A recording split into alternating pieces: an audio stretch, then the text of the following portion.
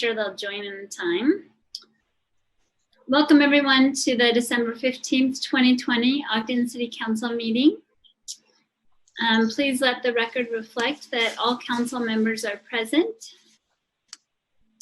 And I'm going to read the chair's determination. This is the council chair determination to hold electronic meetings without anchor location. In accordance with Utah Code 52.3.2074, I have determined that conducting meetings of the Ogden City Council with an anchor location presents a substantial risk to the health and safety of those who may be present due to the infectious nature and potentially dangerous health effects of contracting the COVID-19 virus. This determination is based on the following. The Center for Disease Control and Prevention, or the CDC, has determined that COVID-19 is easily spread between or among people who are in close contact with each other through airborne respiratory droplets and may be spread by people who are non-symptomatic. The state of Utah has developed the COVID-19 Transmission Index through a collaborative effort among state and local health officials, elected officials, the hospital industry, and business leaders. As of December 1st, 2020, Weber County was in the high transmission category, limiting group gatherings to 10 people or less. Based on the foregoing, all public meetings, including work sessions and meetings of the Redevelopment Agency, will be held electronically through December 31st, 2020. Information on how to connect to the electronic public meetings will be posted on each agenda. The public may comment during the electronic meeting and public hearings on agenda items designated for input, or during the general public comment period. Written public comments may also be submitted through the following electronic options. Telephonic message at 801-629-8158, public comment submission form at ogdencity.com/public input, or email at citycouncil@ogdencity.com. And this statement was issued and became effective December 1st, 2020. At this time, I would like to invite Vice Chair Blair to do the Pledge of Allegiance. There we go. Thank you, Chair Jaburka. I would ask those joining us today to join with me in rising and following in the Pledge of Allegiance.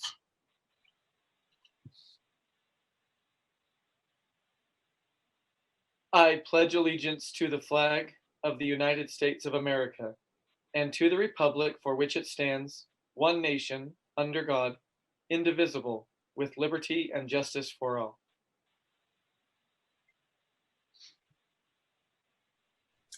Thank you. And now please join me in a moment of silence.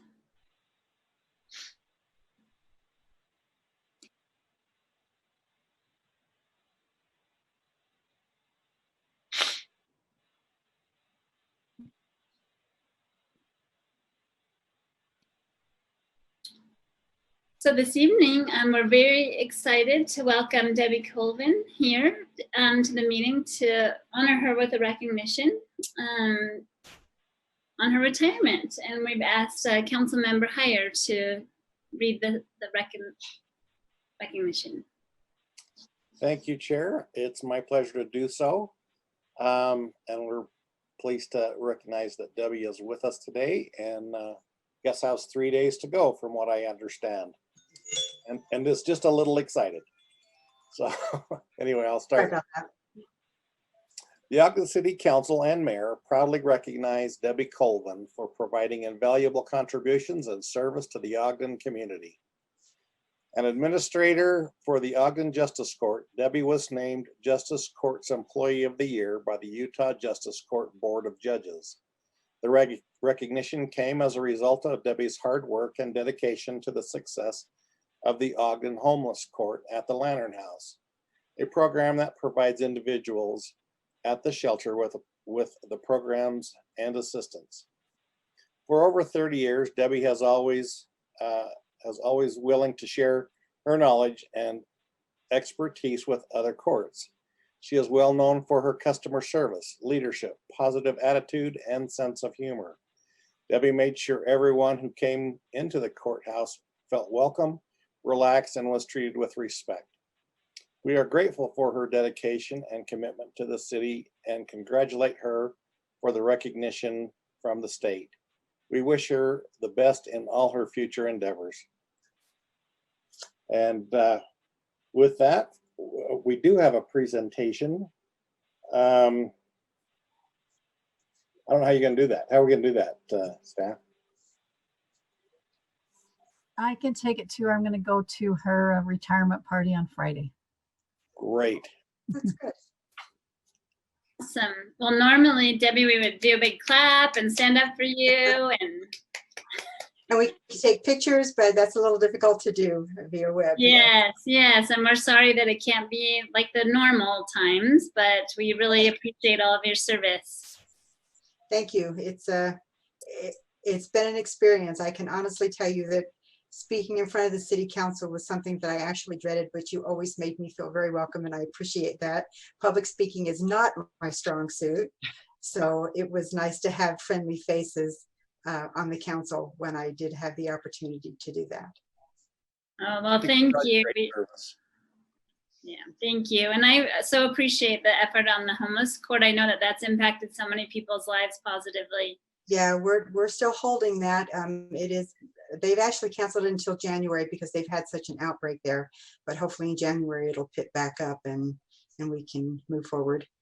And is that now, I'm sorry, I have a question, of course. Is it now through video or is it in person? No, we've been for the last couple months, actually the last few months, we've been doing everything similar to what you're doing here with Zoom. Right. So, and it's worked out really well, so that people are positive, the people that work at the Lantern House, as well as the people that live there have been really Great. thankful that we've been able to do that. So technology goes a long way. Any other comments from council members or anyone? I just wondered if she could relate some of the success stories that she's experienced there with the Lantern House and that. Do you have a few of those, Debbie? Well, I have one that comes to mind in particular. We had a young lady that came in and she had worked off probably about $200 worth of fines, and she did community service, worked around the Lantern House. And when the judge told her that she had completed her service and that her case was now closed, she literally ran through the office that was there with her arms above her head saying, "I'm free, I'm free, I'm free at last." So that was kind of made everybody chuckle. But every time there was someone that finished their community service and closed out their case, similar to what you do, they had a big round of applause. There was a lot of positive feedback from them. They really thanked them for being able to do that. They were high-fiving people that were sitting in the audience. It's a real group effort there. It's really something to see. If they ever get that back, I'd strongly suggest going in and visiting that court one of those at one time. Yeah, thank you, Debbie. Okay, thank you. I appreciate the recognition very much. So Happy retirement. thank you. Yeah, enjoy your retirement. Thank I you. know I can't even imagine what I'm going to do. So I think I'm going to organize my house after our move 3 years ago for the first time. So that'll take me a little while. And then after that, I don't know. Yeah, put your feet up and relax a little bit. I agree. I'm looking to maybe volunteer as time goes on. So I'll keep my ears open. Maybe this will give a new meaning to Merry Christmas this year when you don't have to go back to work after. I know, huh? That might. See, that's definitely different. So, Yeah. Thank Right. you. okay, thank you. Enjoy. Yeah, for those of you that I won't see, Merry Christmas. You too. Bye-bye. Bye. Great. Up next, we have the common consent agenda. We have 3 items on that. They're all for setting a public hearing for January 5th, 2021, the next year. Are there any discussion points for those? If not, I'd be happy to entertain a motion. Chair, I'd Make make a a motion motion that to we adopt approve the the common consent consent. agenda. by I setting think, the public hearing for January 5th. yeah, there was a little tie there, I think. Do you want to do a second, Councilmember Lopez?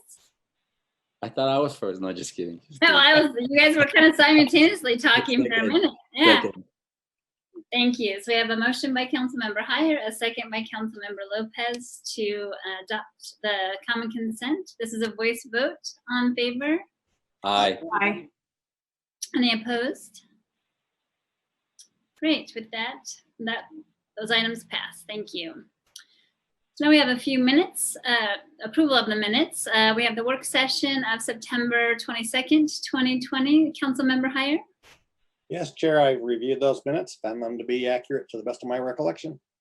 And the closed executive session of October 6th, 2020. Council member White. Yes, I read them and they are correct to the best of my recollection. And with that, I make a motion that we approve the minutes. I'll second. Thank you. So we have a motion by Councilmember White and a second by Councilmember Heyer to approve the minutes. This is a voice vote. All in favor? Aye. Aye. Any opposed? Thank you all. Next up, we have a couple of public hearings. First, we're going to hear presentations for the first two items. I think that's the way we talked about it, right? We went over this. Are we going to hear all three first or just the two to start So with? the airport items will be grouped together. Okay, on good. it. Thank you. I just couldn't remember. I apologize. So we have Bryant Garrett, the airport manager, and also Lisa Stout with us, the city comptroller. They're going to talk with us a little bit about the capital improvement plan amendment for 2021-25, and then also the budget amendment to demolish the airport tower. Welcome. Thank you. Lisa, would you like me to lead off? Yes, please. Okay, give me one moment to share my screen. And then go to, all right, just some real quick history on the tower. It was an asset that shows, as best I can tell on the books, as a fixed asset in December of 1950. This is a shot of about that time, and a little close up there, you'll note the tower is not part of the original building. We had new damages to it that were caused by the wind. One of the panels that had been blocked up from a broken window previously had blown in, and we were unaware of it until we went up there, but the roof had started to collapse. And as we were told from our facilities people that they felt that it was unsafe to go up there, we started taking a little close look at the condition of the structure as a whole, ended up calling a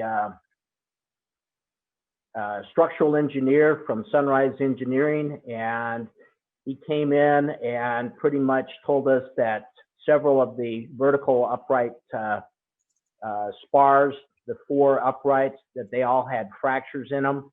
Many were fractured clean through, so in essence, they were just being held together by the rebar within the concrete, and that the weather over the winter would not bring it down, but he could not even say that a moderate earthquake would not bring pieces of it or possibly the entire structure down. So just real quick on my memo, I'll cut to the chase real quick. To bring it down is not going to be an easy task, and it's estimated by the engineers that it will run about $300,000. Some photos to just kind of refresh your memory about it. That's from a distance. You can see a little bit up close. We just completed the roof underneath it. And you can see the difference between that picture and that one. You can see the damage that was done from the windstorm, damage from underneath, and the kind of old shape. This is where the roof has collapsed.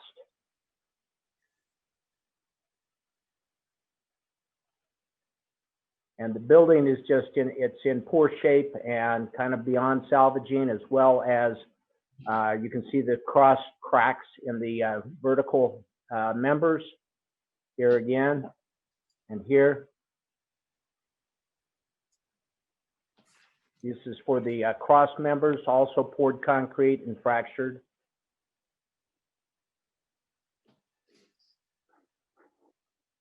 And then you can see the four uprights here.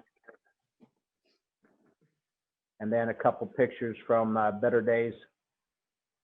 And that would essentially conclude the rationale behind needing to bring the structure down, and it essentially not knowing when the next seismic event is to occur, it kind of makes it so it needs to come down sooner as opposed to later. And I'll turn the time back over to Lisa for the finances.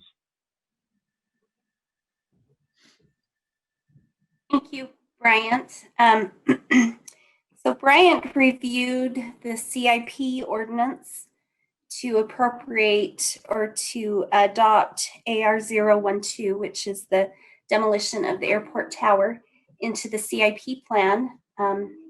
With that, we would like council to consider a budget ordinance to appropriate an additional $520,000 to the city budget. Let's see.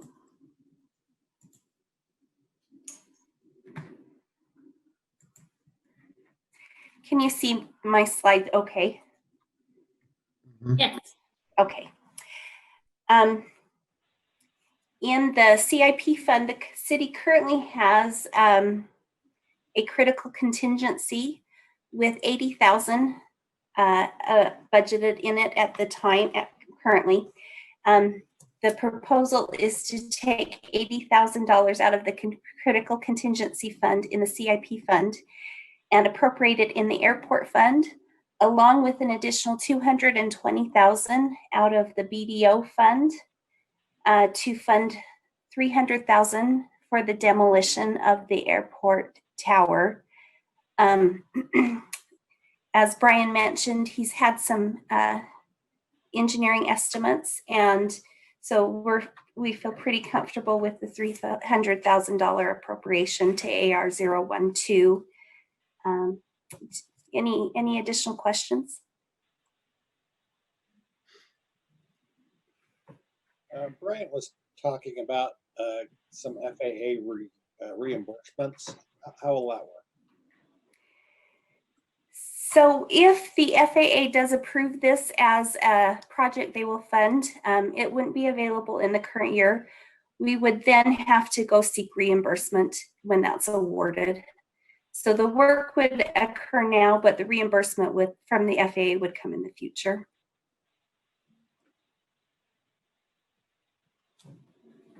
Thanks. Any additional questions or comments?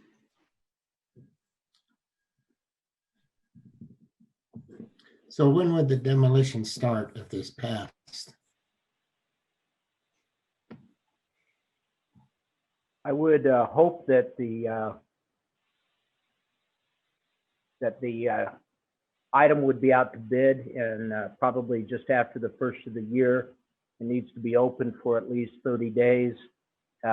Award maybe sometime in March, and construction when the seasons start to change, maybe the 1st of April.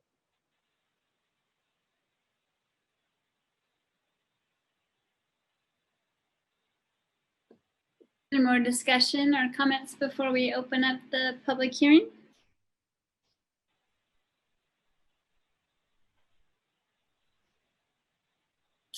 I'm not seeing any.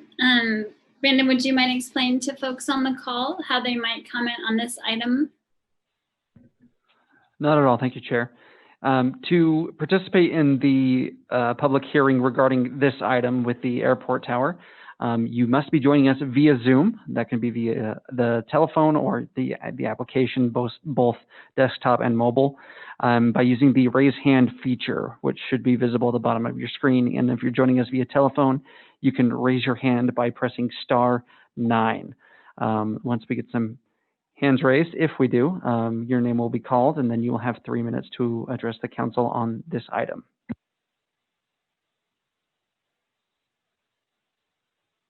Thanks, Brandon.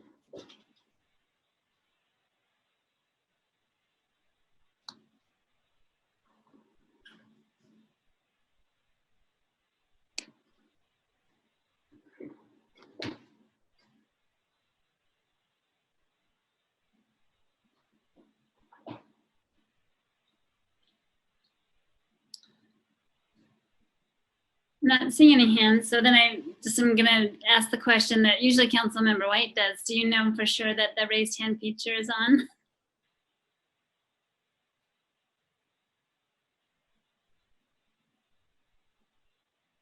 The raise hand feature is enabled. Thank you. I appreciate it. Usually, yeah, I forget to ask. In that event, Chair, I would make a motion that we close the public hearing. I second it. So the motion to close the public hearing by Councilmember Heyer and a second by Councilmember Stevens. All in favor? Aye. Aye. Any opposed? Thank you.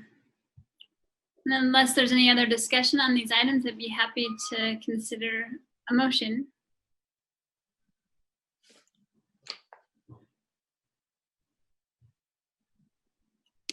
Do you want a motion on both or just one at a time? I think that because the roll call votes, we should probably do them one at a time.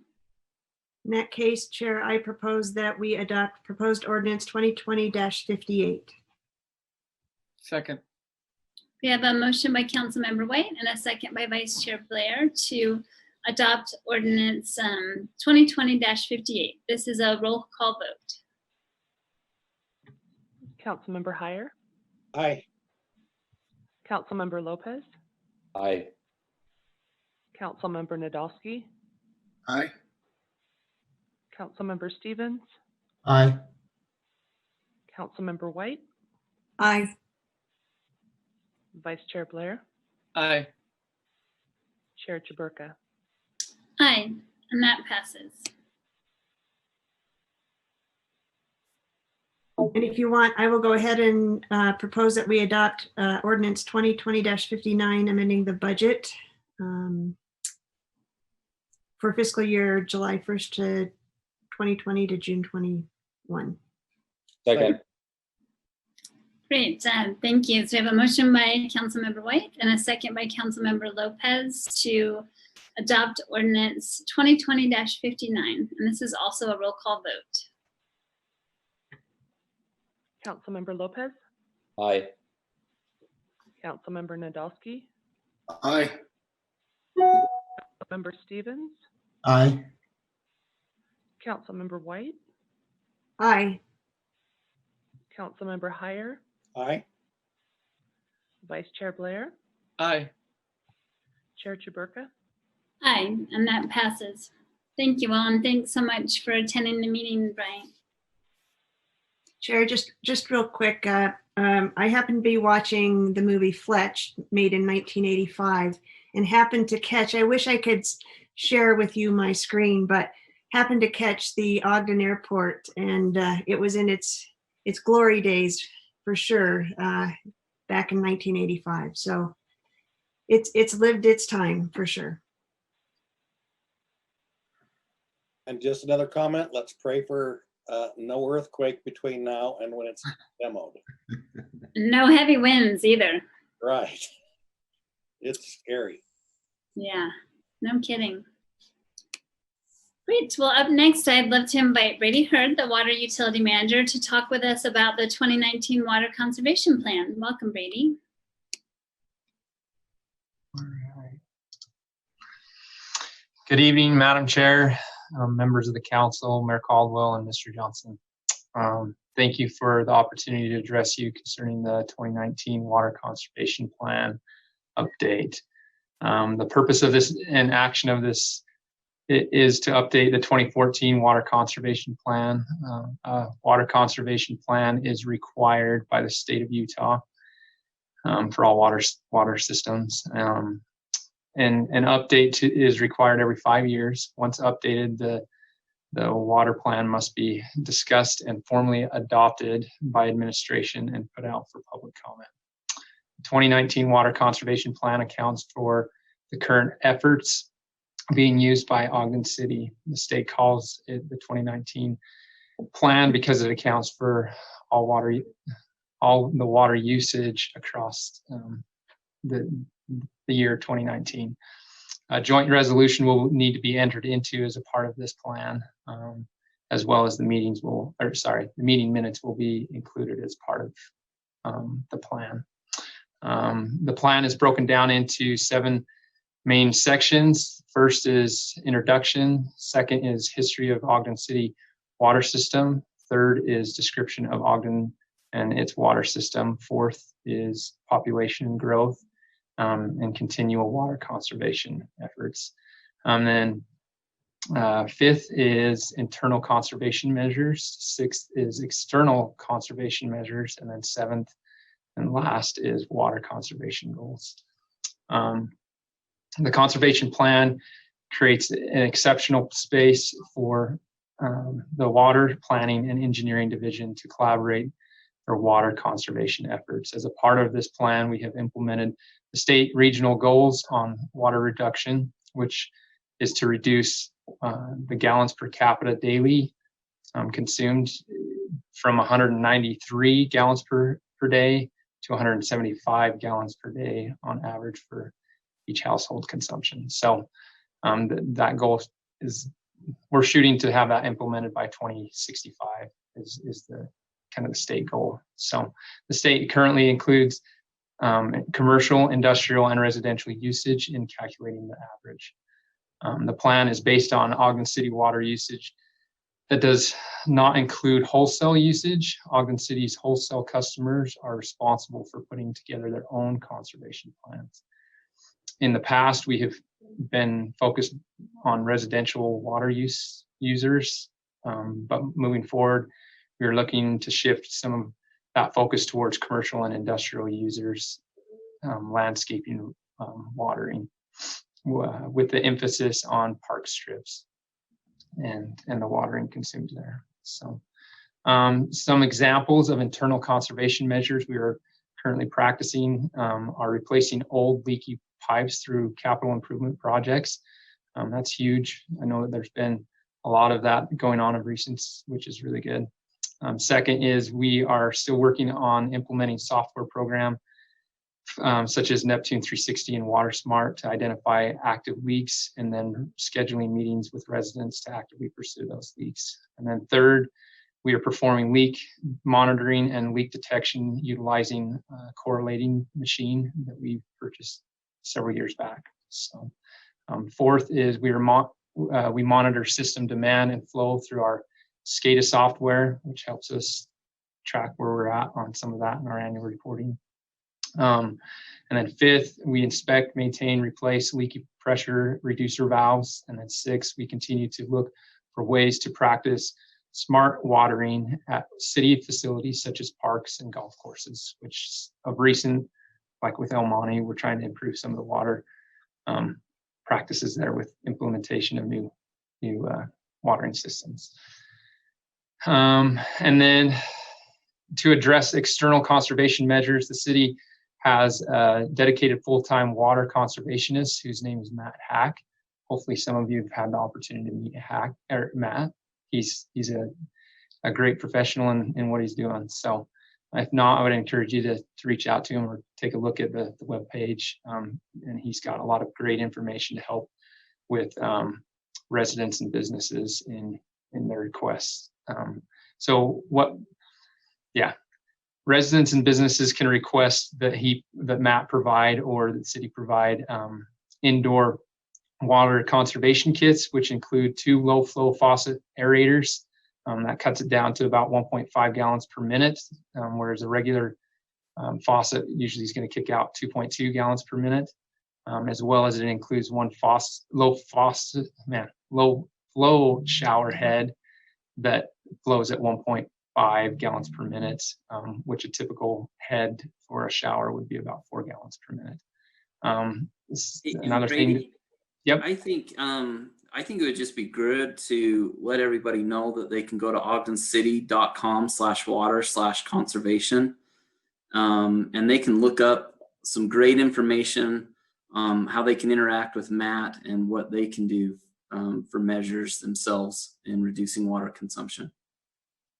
Okay, yeah, we definitely would suggest that. There's lots of great information with what Matt does on all those external measures and dealing with residents as well as commercial type settings and optimizing landscape, as well as irrigation practices that would definitely help with water audits and everything. So we'd encourage that, as well as there is information about rebates that are offered mainly through the state. There's a lot of that information, like low flow on toilets and other options. So we would definitely highly encourage that. And the best way to reach that is going to ogdencity.com and then going to the water under services, going to water and then conservation. And from there, it'll have a whole bunch of selections that you can do inquiries or find out further information on.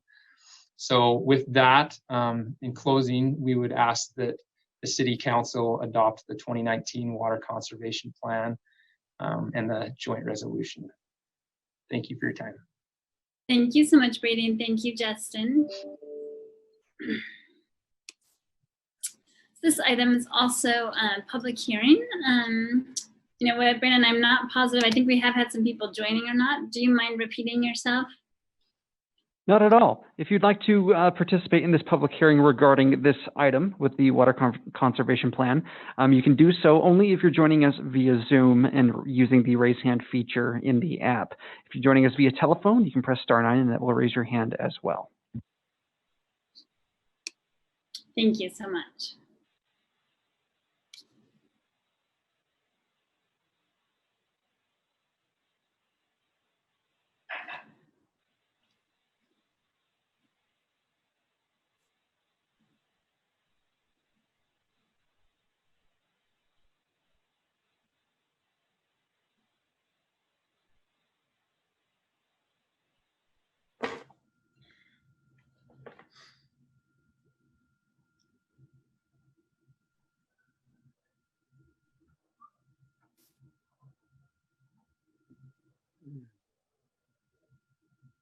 I'm not seeing any hands raised.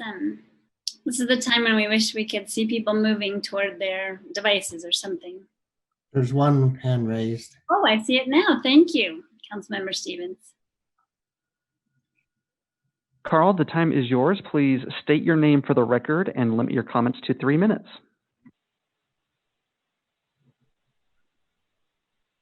All right, my name is Carl, and I am now actually a resident of Salt Lake City now, moved up from Utah County. So now when I talk to y'all, I'm in the city.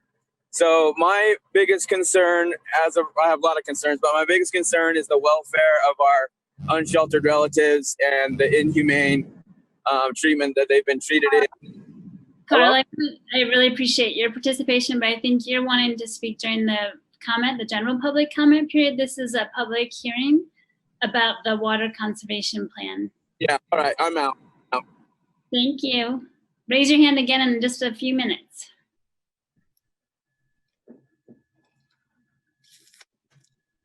Chair, I make the motion that we close the public hearing, seeing no hands. I second it. We have a motion by Councilmember Heyer, a second by Councilmember Stevens to close the public hearing. All in favor? Aye. Aye. Any opposed? Thank you. Chair, before we go on, I have a quick question for Brady, if I can. Please. So this is a plan and it's a really high level plan. Are we or do we have an internal strategic plan to get to each one of these goals that we've set out, or how are you doing that within the department?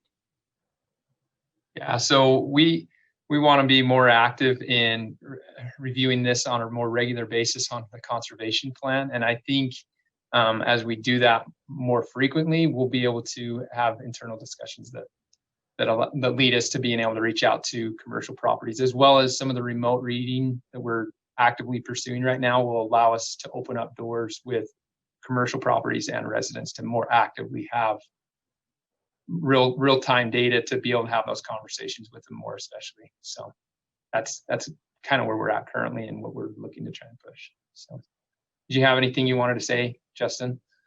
Yeah, I was just going to say our implementing the capital improvement plan on the water replacement plan is a big step as well. So we've implemented that master plan and moving it forward. And then Brady also touched on the water meters and the smart data that we can use to help residents as well. Thank you. Great. If there's no more discussion on this item, be happy to entertain a motion. Chair, I just have one question. It's well to see that our park strips are included in the plan, but with the new construction in the city, do we review with the developers to use some of these water conservation devices in their construction? I want to say to a certain extent, yes. I know of recent low impact development has been a huge topic. I think there's always room for improvement, I guess is probably what I would have to answer. So and that's one thing that I'd like to push, especially in working with planning and engineering. Okay. So. Yeah, Councilmember Stevens, yeah, that's one of the things too we look at in the design process with planning and such, so that all those things are taken into account. And also when we, just like on 20th Street, when we redid that street, that's one of the things we looked at is in park strips, talked to the residents, figured out who wanted a low impact park strip and who wanted to maintain grass. So we talked to residents in that way. So it gives them options, and it also allows us a way to start changing over park strips into using less water. Thank you. I have a question for these smart people also, Chair. Yes. You talk about park strip and converting them to a xeriscape or a low water usage medium of some kind. How, if we were motivated to go down this road in a little bit more of a proactive way, how might we fund some of that kind of thing to help residents to do that? That's a great question, Councilmember Heyer. I don't know if we're prepared to answer that right now, but why don't we get our heads together as an administration and we can look and come back with some ideas on that. Great, thank you.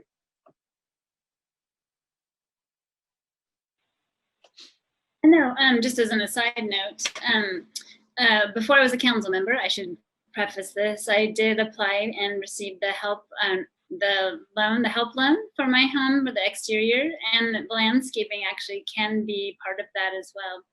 Just for everybody's knowledge, unless the parameters have changed since that time.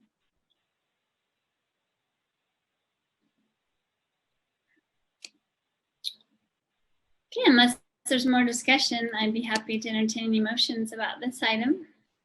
Chair, I'd like to make a motion at this time, if possible. Yes. I'd like to make a motion that we adopt proposal ordinance 2020-5. Second. We have a motion by Councilmember Stevens and a second by Councilmember White to adopt proposed joint resolution 2020-5. This is a voice vote. All in favor? Aye. Aye. Any opposed? Thank you, and thanks so much again for your time, Brady and Justin. Yeah, thank you. Next up. Go ahead. Glenn from the council office. Was that motion to do the, never mind, I apologize. I was mixed up on my motions. Hey, I could have messed it up too, so. I'm still pretty new at this, That was a joke. Anyway, okay, so reports from Planning Commission. We welcome Greg Montgomery, the planning manager, to talk with us about the open space definition zone text amendments. Yes, thank you, Madam Chair and members of the council. Hopefully you can see that. Is that up? Yep, looks great. Okay, good. So this is a request to do some ordinance amendments as we were working this last fall on the apartments and commercial zones and the different standards.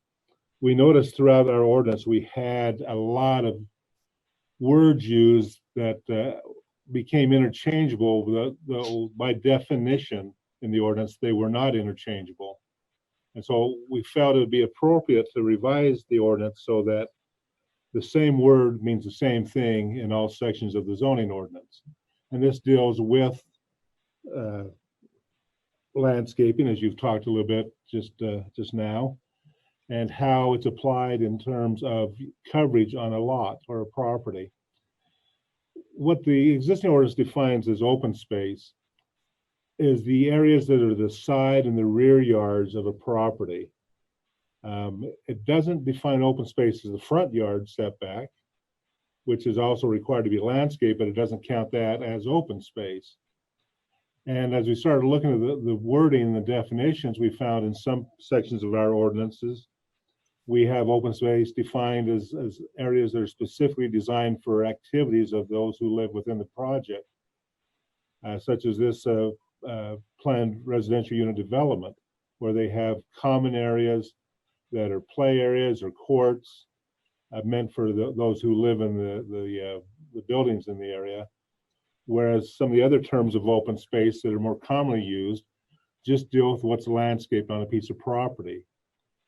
And so with all these various words we have of what is a setback, well, that's the distance to the building. What's a yard? Well, that's the open area between the building and the property line. Landscaping is placement of plant materials in those areas. And then open green space has some certain specific intents, though the definitions don't always back up how the words are used.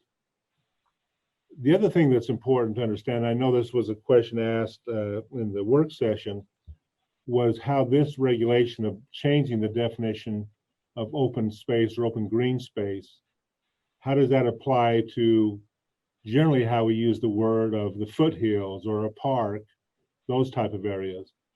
We're talking about a zoning regulation that is meant to have a certain coverage of a piece of property with landscaping. Whereas in the general category, what we may call as open space is a term for a land use. It's not what is part of the building, parking, and landscaping. It is a land use of undeveloped property or specific properties such as parks and recreation areas. So we're only dealing with what is zoning regulation tonight in this request. Open space also has, as I said, different meanings in certain ordinances of the zoning ordinance, whether it be the planned unit development, the group dwelling, 12th Street overlay, the mixed use zone, the neighborhood commercial zones. They already have a specific definition separate and apart from what the other definitions are in the ordinance. So with all these things I'm just sharing with you, what we're trying to do is just clear it up, make it simple of how we apply these words. So what we're looking to do is amend the ordinance to change the definition of open space to refer to something that's specifically designed to create an amenity for an activity within the facility, within the project. And where the term open space is used for percentage of lot coverage, we change that to landscaping. So for example, the R3, R4, R5 zones where we say open space, that wording is now changed to landscaping. So that deals with how much of the lot is covered in landscaping versus how the ordinance will now put the word open space as being dedicated and set apart for specific use of that development to meet amenity needs. We're not changing the percentage numbers, we're just changing the wording. And as I said, with these revisions, we hope to clarify and make consistent the use of that terminology. So the Planning Commission reviewed this and are recommending 9-0 in their recommendation to approve these changes to help clarify these provisions. Thanks so much, Greg. Are there any questions or comments?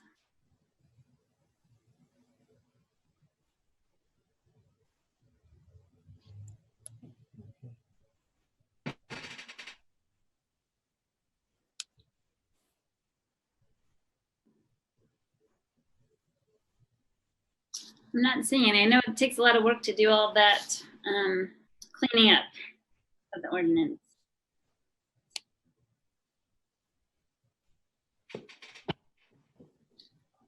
Looks like if there's no other discussion on this item at this time, we are going to receive input on this item as well. If anybody would like to comment on the open space definition zone text amendment, this is a time where we'd love to hear your feedback.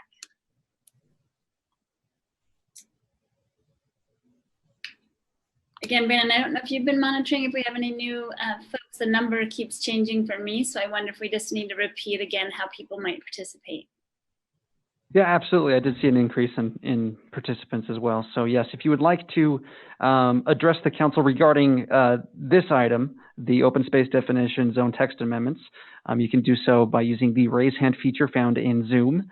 And if you're calling into Zoom, you can use *9 to raise your hand. Again, this is for the open space definition zone text amendments only.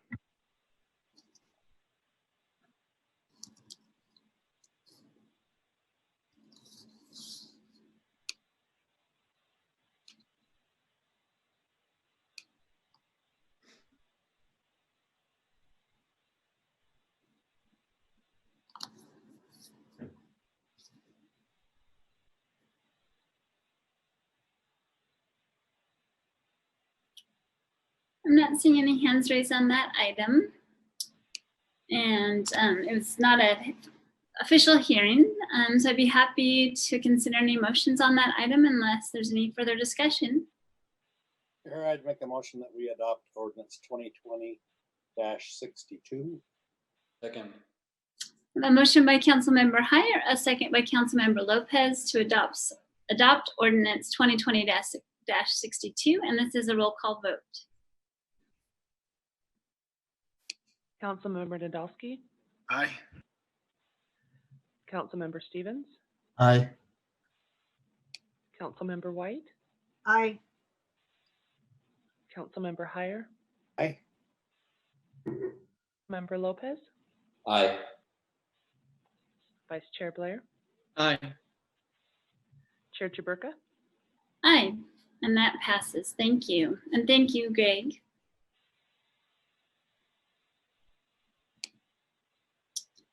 Next up I do notice that there's a few new folks on the line. So just to reiterate that this is an opportunity to address the council regarding any concerns or ideas on any topic. Please be considerate of everyone and limit the comments that you have to 3 minutes. There'll be a little timer that'll be displayed on the screen so you can see how much time you have. We'd like you to please state your name for the record. And then also just a reminder that we want to make sure that we're respectful during the comments. I know sometimes people have lots of important things they'd like to say, and we really want to hear those thoughts. We want to ensure that everybody is respectful and courteous to one another.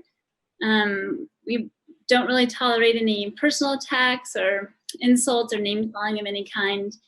And just refrain from any comments or words that might be disrespectful.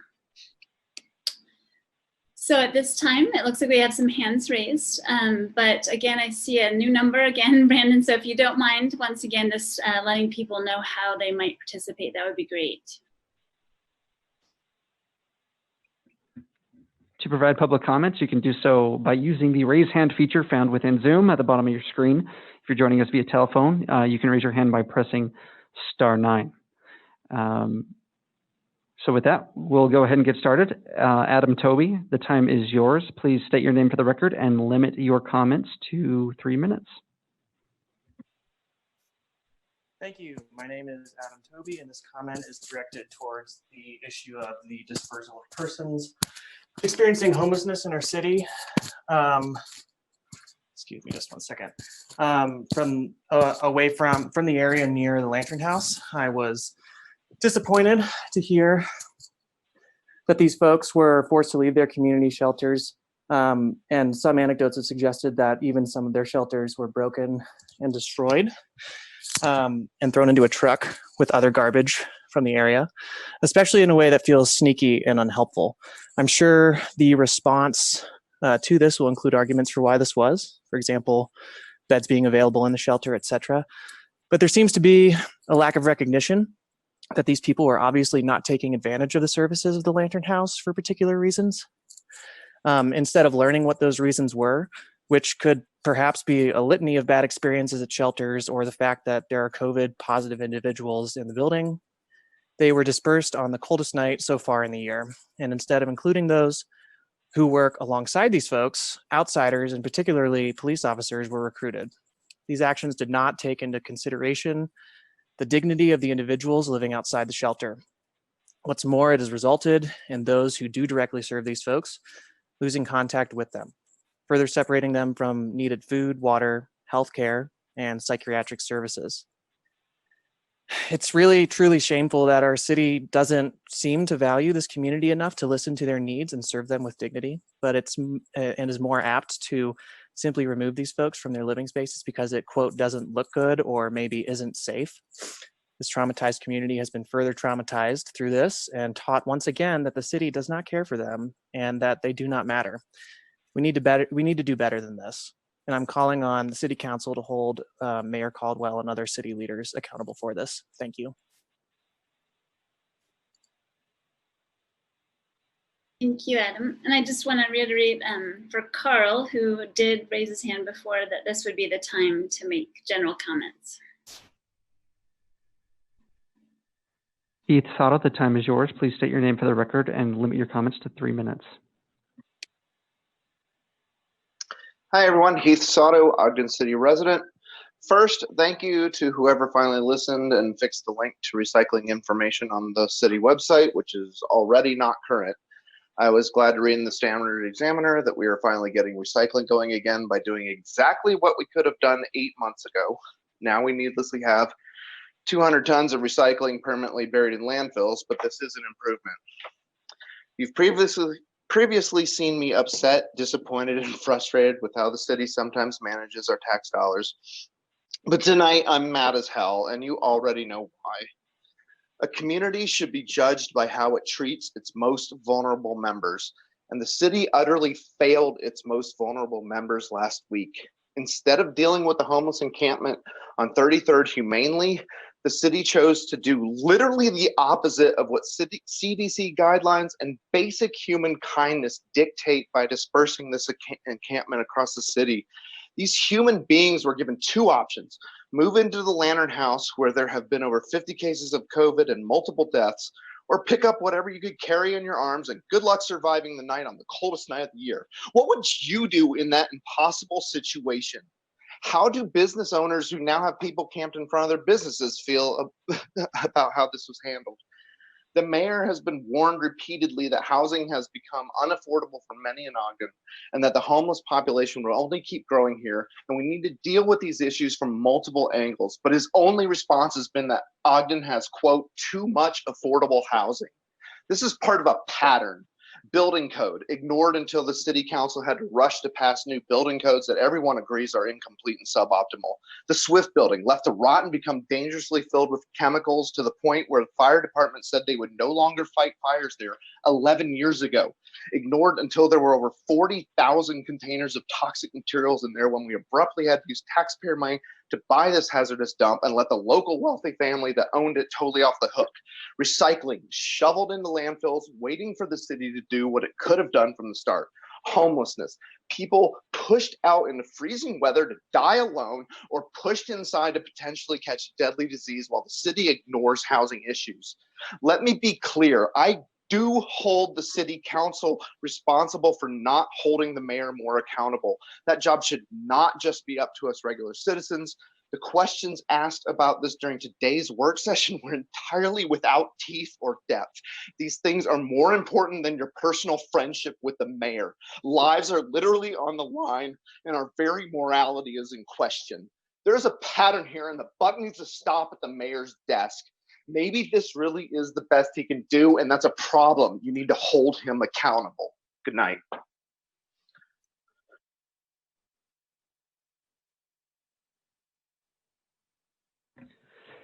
Catherine Crabtree, the time is yours. Please state your name for the record and limit your comments to 3 minutes.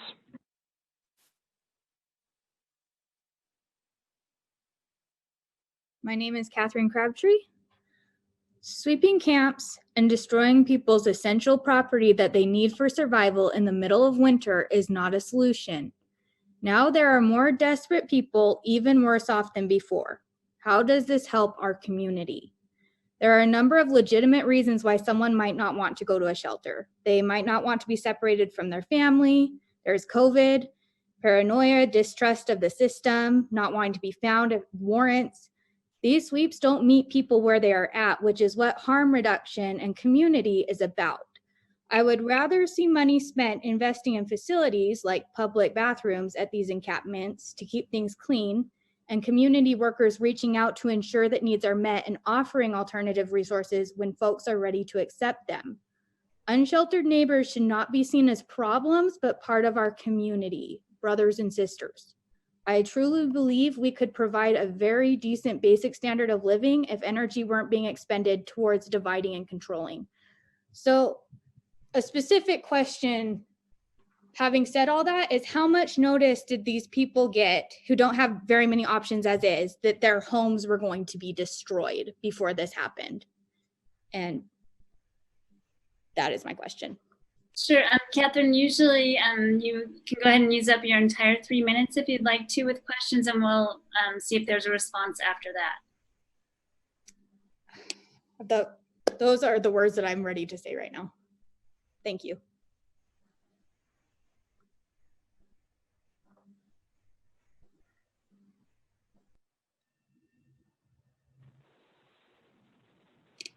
Jace Raineveld, and I apologize if I butchered that. The time is yours. Please limit your comments to, or please state your name for the record and limit your comments to 3 minutes.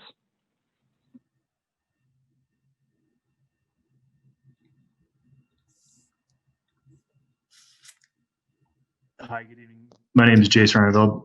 Is this working here? Yeah, I can hear you. Okay, great. Yeah, my name is Jace. I live on 25th Street, Air Force vet here. Last week, I learned that the Goal Foundation had decided to do the Ogden Marathon virtually. And I was a bit concerned about making that decision 6 months in advance. Right now, of course, we are in a bit of a spike with COVID cases, but I think it's kind of an unoptimistic outlook to move it to virtual right now. I heard that there was some concerns about potentially getting a permit from Ogden City, and also that there may be a transportation issue with buses taking runners. However, I think that we can work to solve those problems if we come together.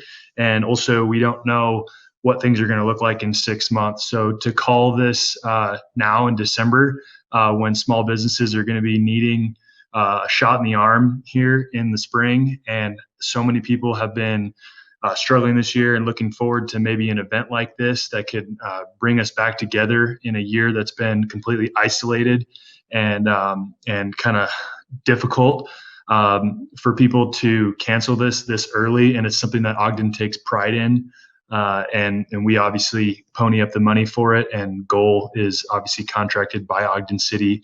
And so I think there should be consideration and a positive outlook to plan to have this great event in Ogden in person rather than virtual, because it's a great opportunity for our community to draw visitors and get people excited, and show our young folks that we're optimistic about what's to come, and that we're going to get through this pandemic together, and that things like the Ogden Marathon are important to the people of Ogden. So that's all I wanted to ask, and hope to hear more from the council about potentially putting that decision onto the citizens of Ogden as opposed to arbitrarily making it, because we all have free will and can attend or not attend based on our perceived risk to the coronavirus. So thank you.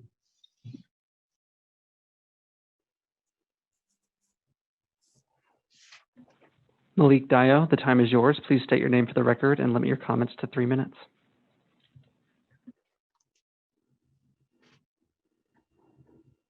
Okay, thank you very much. My name is Malik Dio. I live here in Ogden. I am a community activist. I'm actually the one who held the event last night on Washington Boulevard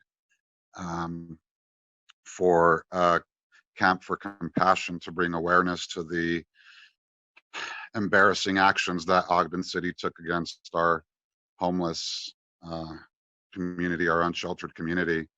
I'm wanting to understand why the city blatantly violated the federal CDC guidelines on refusing to keep that encampment in place. Now we have these houseless community members out there potentially spreading or contracting the virus when they weren't at risk at doing so previously.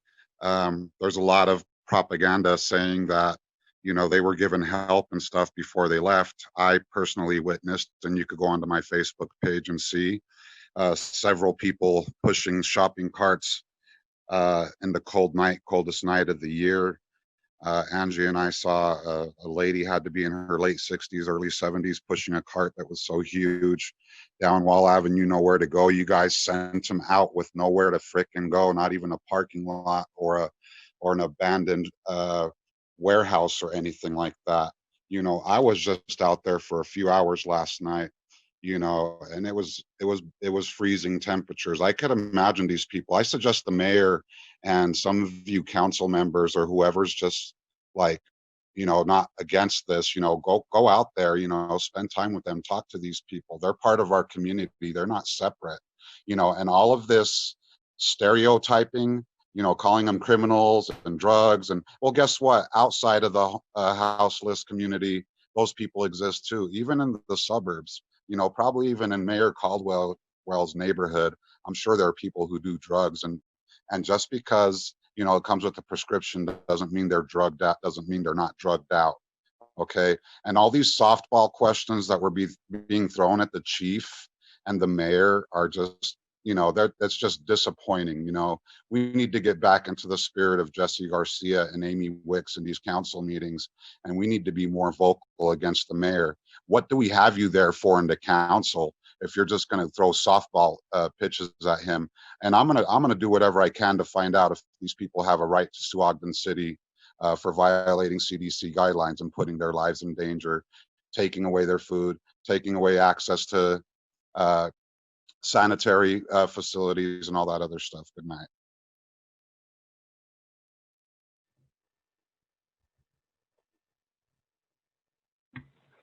Carl, the time is yours. Please state your name for the record and limit your comments to 3 minutes.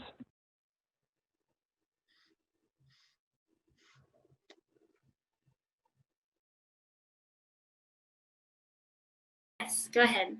Okay, my name is Carl Moore, and I am the founder and chairperson of two organizations, Salt Lake City based. The first one's Pandos, Peaceful Advocates for Native Dialogue and Ordinary Support, as most of y'all know, and SLCI Protectors. And both of these organizations are Indigenous led, and we take it serious, our responsibility as human beings to treat everybody, well, all beings as relatives. And and I live in Salt Lake City now, and so this is like legit, right? So here's well, a couple of things. As one, I'm obviously concerned about the treatment of our relatives being pushed and pushed and pushed and pushed. I want the council to know that I completely disagree with the way that Salt Lake City's police department was utilized as a Gestapo force, as I mean, basically they were a part of a terrorist action on our unsheltered relatives. And I only say unsheltered because so you will know who I'm talking about. But I wish that I didn't even have to say that, because at the core, at the base of it all, they're just relatives, and they have a right to exist, and they have a right to exist free from oppression. And it seems like the city of Salt Lake City is acting in a paternal fashion, in a way that the Salt Lake City wants to decide what is best for certain people and their situations. And what I'm talking about is, how the city and the police department say that they give people all these options and they have all these places to go. I also want y'all to know that every single fire that burns in the New Hope or the Last Hope camp has been blessed and consecrated. That whole camp has been blessed and consecrated by myself and by Vonda Eaglehorse. So I'm saying that to have it on the record for legal purposes, that place has been blessed, and it has been those fires have been blessed, and the people. So if any action happens, just know that there may be some legal there will be legal repercussions when it comes to the violation of people's sacred rights and Freedom of Religion Act, and also just the law, federal laws, state laws, and not city laws. But anyway, my time's up, but blessings to you all. I hope that y'all can do things in the right way in the future. Kokwait.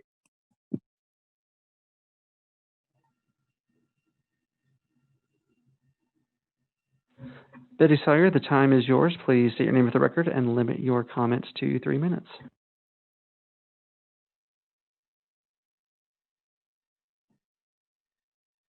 Betty, you'll need to unmute yourself as well on the Zoom meeting.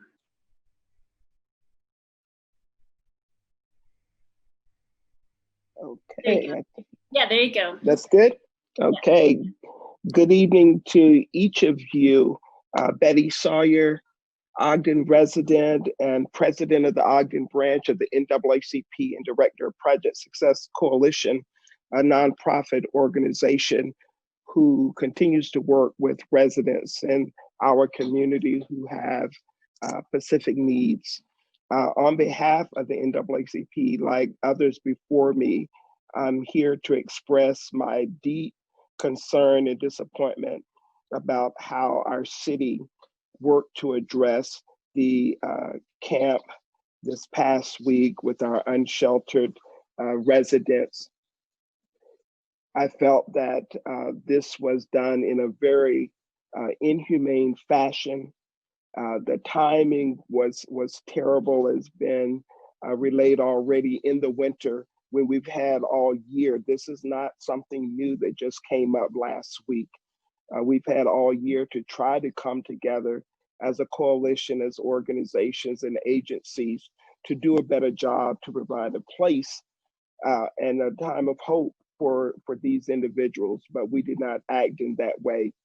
I heard someone said that there was an abundance of affordable housing in Ogden, and I stand to say that that is definitely not the case. We've seen rental prices go up astronomically over this past year, and more so in the midst of COVID-19 and racial unrest. Provide food, housing support, utility assistance to people that have been impacted by COVID-19.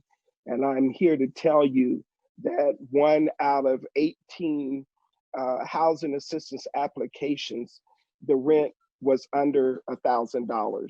All the others were ranging from $1,200 to $1,600 for a 2-bedroom. I don't know where you all work, but a lot of the people that I work with and mingle with, that is not affordable given the wages that are paid throughout Ogden City. So I'm recommending for the city council, the mayor, the police, for us to lead the way in finding a better way to address these issues, a humane way. It's been mentioned about the CDC guidelines. People have choices to live in different ways, and some they don't have choices. The circumstances, they drive them there. But we're all human, and we deserve the respect and honor. We deserve to be valued. I spent the afternoon in Salt Lake with the governor and others doing the Utah Compact for racial equity, diversity, and inclusion. This compact needs to be integrated in the work that we're doing in Ogden City. And again, find a better way to address the least of us, because what we do to the least of us, as a spiritual person, we do it unto the greater. And so we can do better than this, Ogden. And I expect that from each and every one of you. Thank you.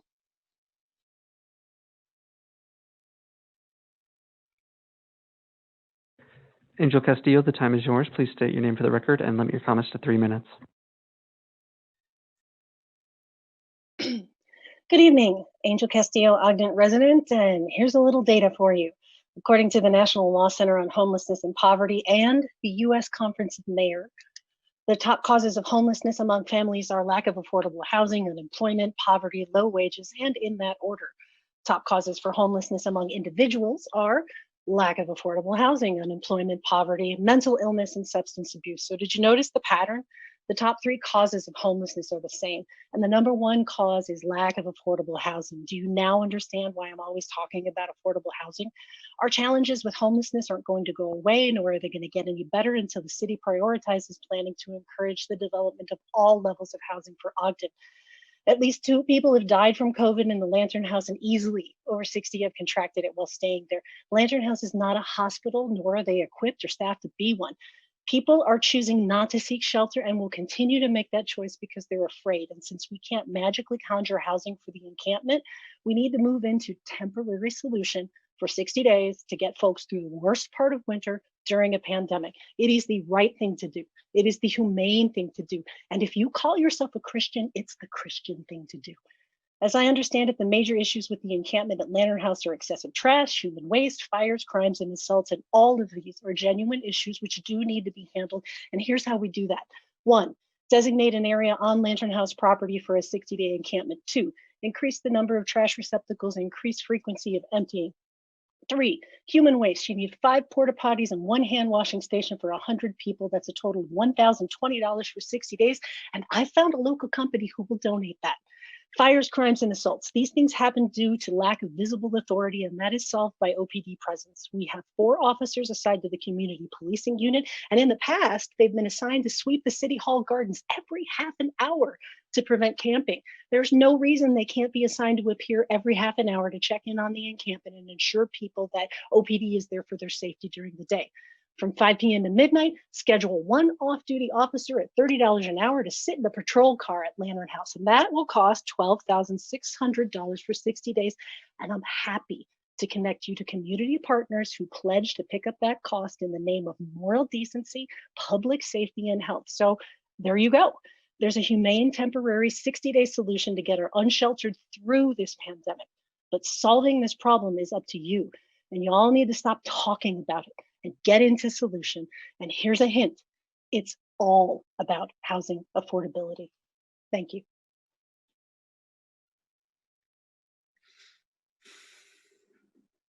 David Timmerman, the time is yours. Please state your name for the record and limit your comments to 3 minutes.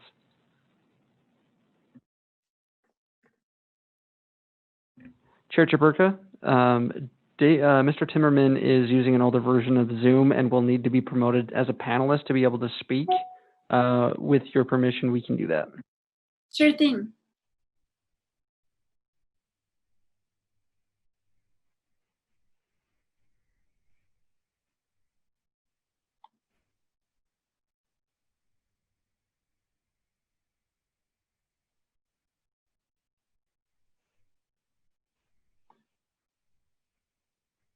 So I think you're, well, he doesn't have a microphone. Do you think it's still going to work, Brandon? No, he would have to connect some form of audio, be it through the device that he's using or via telephone. Does not look like it is connected. However, I can give him the phone number. I wonder if the 954 is him, but let me see if I can try to confirm that.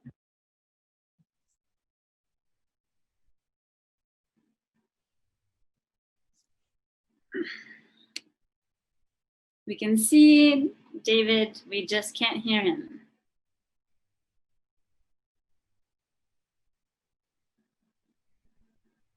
David, can you give us a thumbs up if you have the meeting information?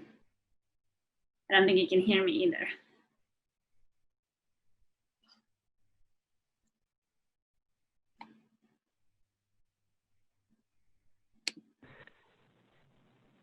David, if you're joining us via telephone and that's how you're hearing your audio through the 954 number, could you press *9 on that number to verify that that's you or from the phone?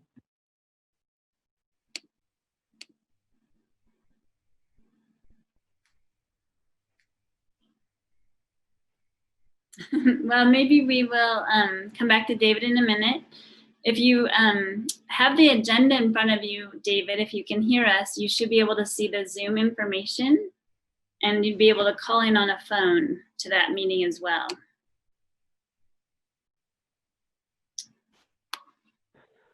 Okay. We'll go ahead and move on. I apologize. Crystal Yazzie, the time is yours. Please state your name for the record and limit your comments to 3 minutes.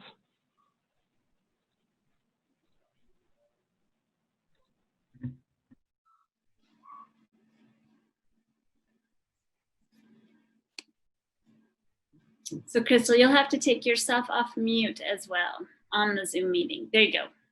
Okay. So my name is Crystal Yazzie. I want to express my concern and frustration about what happened at Lantern House. I think for you to be able to understand my frustration, I need to tell you that I'm new to the Ogden area. I am originally from Salt Lake City. I'm involved in a bunch of community work and the harm reduction community. And when I was in Salt Lake, I was on the streets, witnessing, watching, trying to help our unsheltered community there when similar things were going on. The breaking up the encampment, Operation Rio Grande, and to see Ogden following in Salt Lake's footsteps is like really makes me upset, makes me concerned, because it's been proven it's a failure.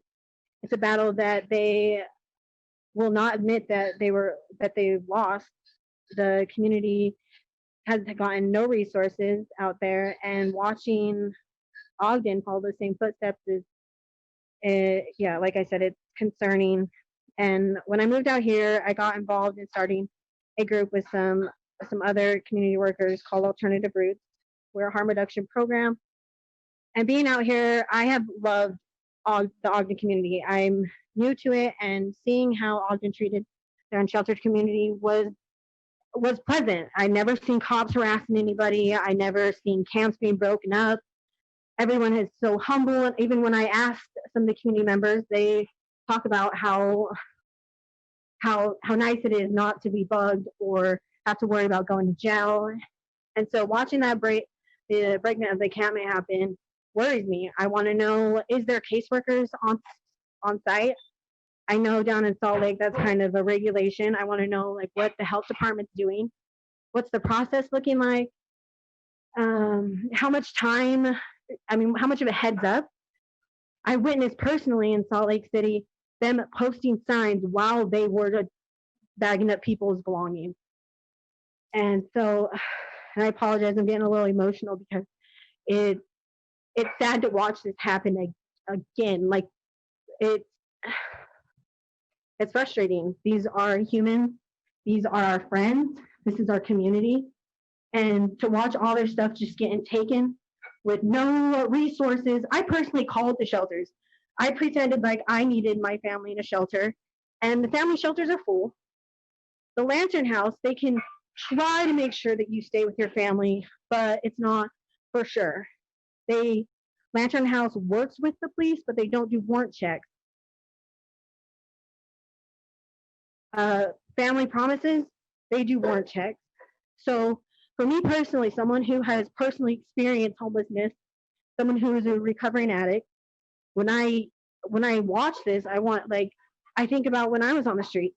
Here not alone, I wouldn't want to be separated from my boyfriend and my kids.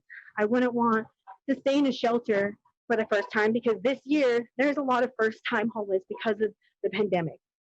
So telling people that you may be split up from your husband, you're going to be staying in a shelter with your kids, and then if you do go in the shelter, you only can take a certain amount of belongings. My time is out, but I hope you guys really consider doing something different and a more human approach. Thank you.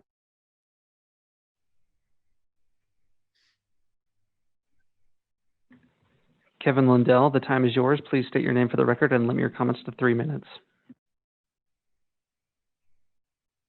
Hello, my name is Kevin Lundell. And, I would like to come on today to echo some of those thoughts that have been come up about the removal of the encampment. Kevin, we're having a really hard time hearing you. I don't know if your mic is closed. Oh, no. There you are. That's better now? Yeah, do you want to start over? Sorry. Sure, if that's better there.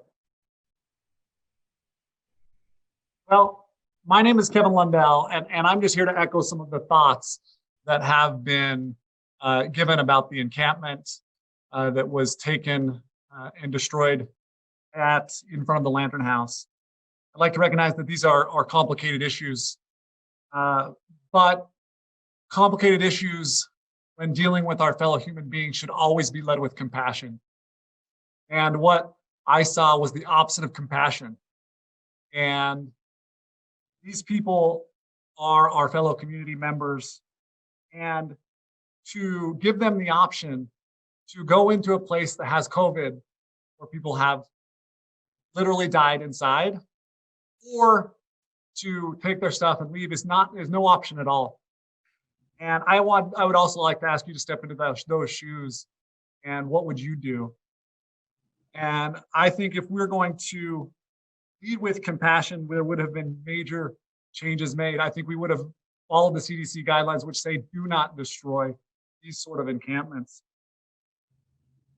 We have community members that have worked to build trust with these people. Who provide health care for the community of the unsheltered. And I know these people personally. They have been out working to build trust, combing the streets, and they have worked tirelessly to do this. This trust has been majorly broken. These people may not seek care when they need it now. And it's really, really tragic. So my major disappointment is obviously with the administration, that they would make these decisions to do this. But I'm also frustrated that it seems like the city council continues to be caught flat-footed by the administration's actions. It seems like they do not and have not been aware that things like this were going to take place, or they were going to take place in the manner that they did. They were not aware before we were aware that recycling was being taken to the dump. So it's very clear that the administration there's a lack of communication, and I would like to see that remedied. I would like to see some of you speak out about this, and that this was not humane and was not led with compassion. Thank you.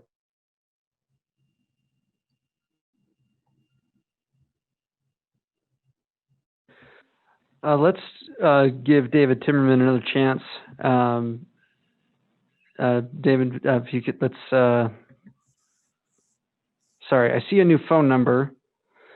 If that is you, the 020, press *9, and that will raise your hand, and that will let me know that will be you to unmute, and there we go. So, David Timmerman, the time is yours. Please state your name for the record and limit your comments to 3 minutes.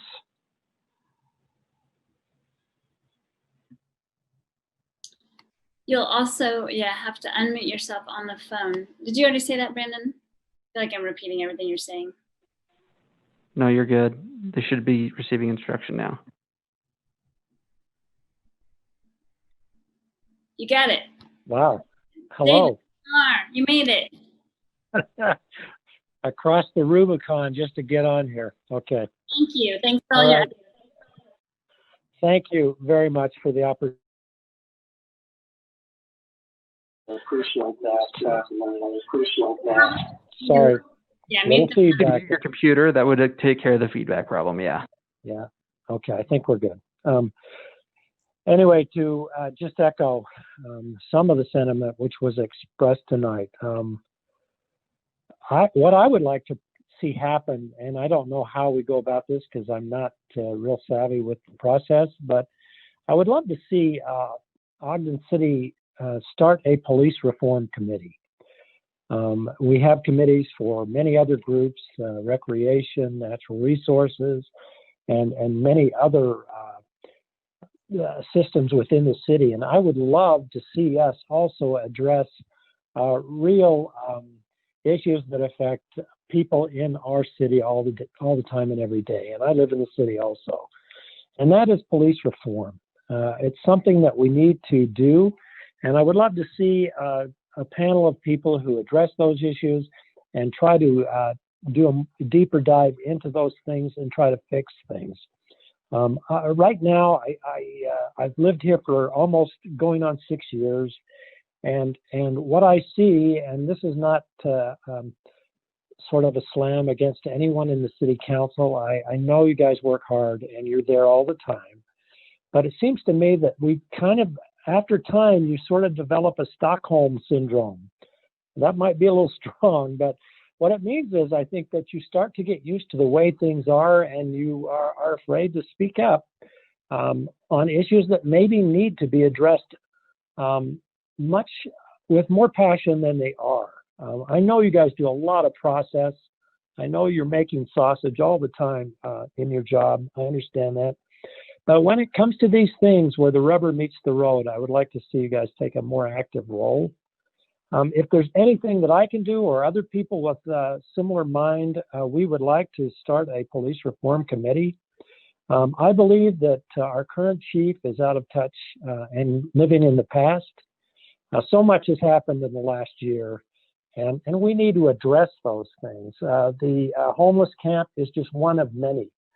And I do believe that leadership starts at the top, and Chief Watt, I believe, is taking us down a typical garden path, and we're really not making progress on serious issues that affect people in our city every single day. Finally, to conclude, thank you very much, and I would like to say that I think we need to be more open as a government. Every policy, every city policy, including police, should be available for public scrutiny. Thank you very much. Cassandra, the time is yours. Please state your name for the record and limit your comments to 3 minutes.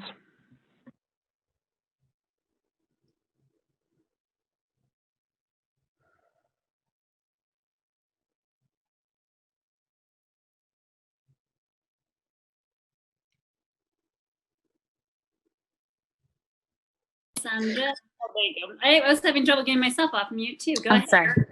Okay, my name's Cassandra. I'm an Ogden City resident. Last night, I froze for 3.5 hours straight with several layers of clothes, a coat, gloves, and my hood pulled over my head. Alongside me, I had my 4-year-old daughter wrapped up, warm, insulated under a makeshift shelter with a warm sleeping bag. She was okay. Actually, you might have seen us both on the cover of Standard Examiner this morning if you read the paper. One thing I found during this protest, that within the first 2 hours, I could not feel some of my toes on my feet. I needed more insulation. I needed more warmth. And I also noticed every time we needed to use the restroom, I had to run across the street to Christmas Village just so we can go. We all know that we hate going outside in the cold just to warm up our cars. Yet the city found it acceptable to destroy the shelter that people have built to keep them warm. If crime is potentially the issue and that's why they removed it, then why are you dispersing these so-called criminals into our community? I've seen a surge in downtown Ogden of unsheltered people, considering I live right across the street from the library. Working in healthcare and working with COVID positive people, I see the pandemic before my eyes. These people are forced to choose to go freeze outside without shelter or to go into a COVID positive building. If we are worried about our hospitals filling up and contributing the spread of COVID-19, then why are we not following the CDC guidelines? Everyone deserves access to a bathroom, sanitary conditions, and any resources they may need. Affordable housing does not exist in Ogden. Ogden is becoming more gentrified as the years progress. Even the so-called affordable housing is not affordable because the rent is continuing to raise as wages are staying low. It breaks my heart that I have to explain and show my 4-year-old daughter what empathy is when the people in her city and her community should be showing her, especially people that are considered leaders. That the people that we help feed, my heart for her to ask me, Mommy, why? I wish all the unsheltered people could live in our apartment like us.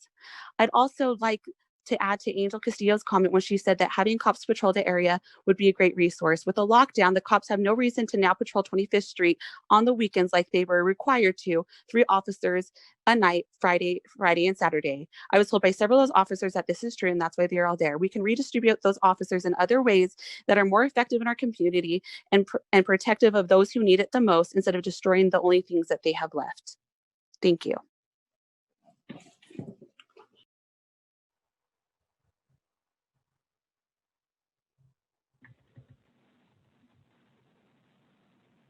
Juan Mercado, the time is yours. Please state your name for the record and limit your comments to 3 minutes.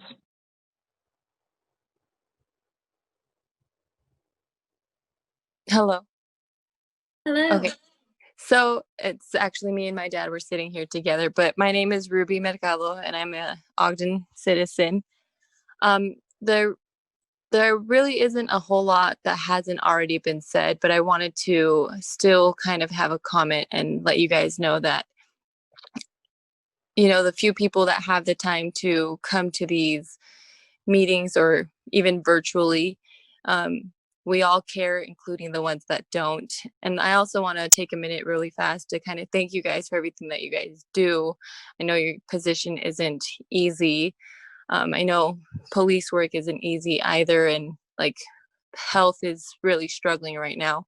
But I do want to emphasize a lot of what Angel Castillo said, because I do agree with the solutions that she provided.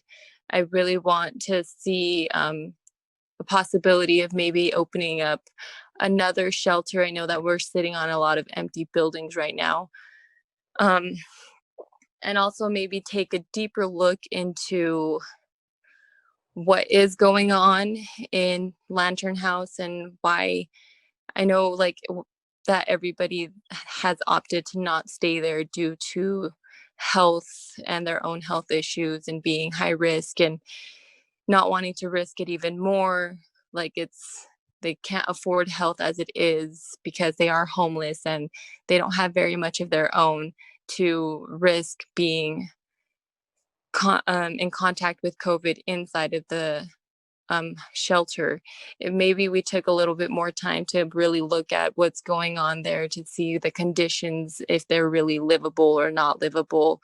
I've never been in a homeless shelter and I hope not to be, but after sitting outside for a few hours yesterday, and like that wasn't even 2% of what these people are going through, and then having to be dispersed all over the city.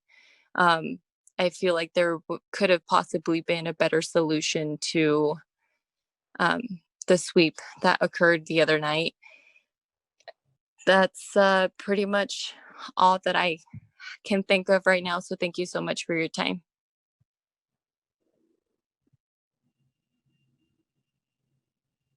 Daniel Matthews, the time is yours. Please state your name for the record and limit your comments to 3 minutes.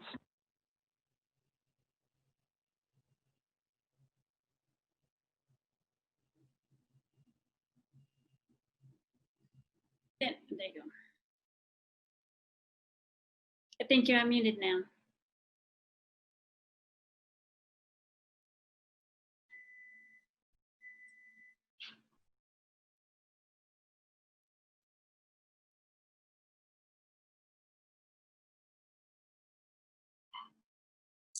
Any advice, Brandon? I don't see any activity on the little microphone.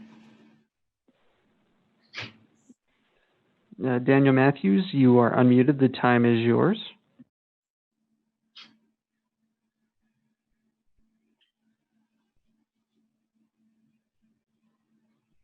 We can't hear you, Daniel, if you're talking.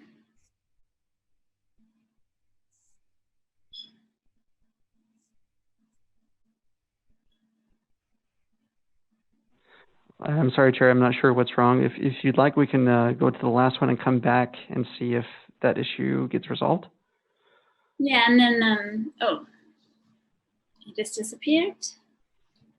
We mean the chat, we could send him the phone number just in case. For sure. And I apologize if I'm mispronouncing this, but Phelan, the time is yours. Please state your name for the record and limit your comments to 3 minutes.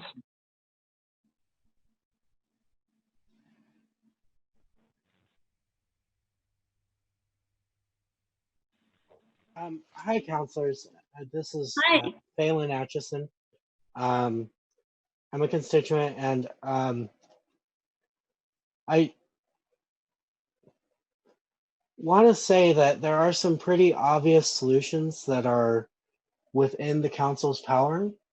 I understand, and I know I'm not the only one in my. Phelan, oh wait, now I can hear you. Do you want to try to talk a little bit louder?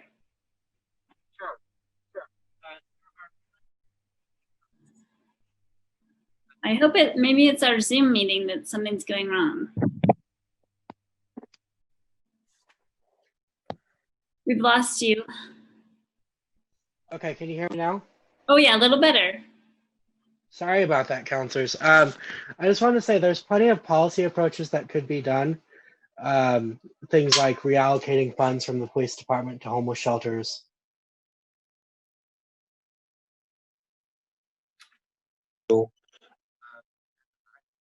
I don't know if we're hearing everything you're saying.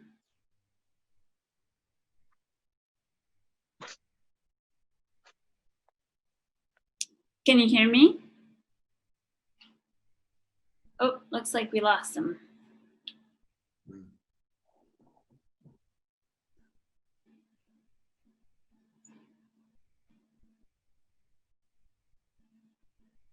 Can you hear me, Brandon? Yes, I can. Okay, good. I just thought, well, there's Daniel Matthews back. Maybe we can try again. Daniel Matthews, time is yours. State your name for the record. Limit your comments to 3 minutes. Wonderful. My name is Daniel Matthews, and I hope you can hear me now.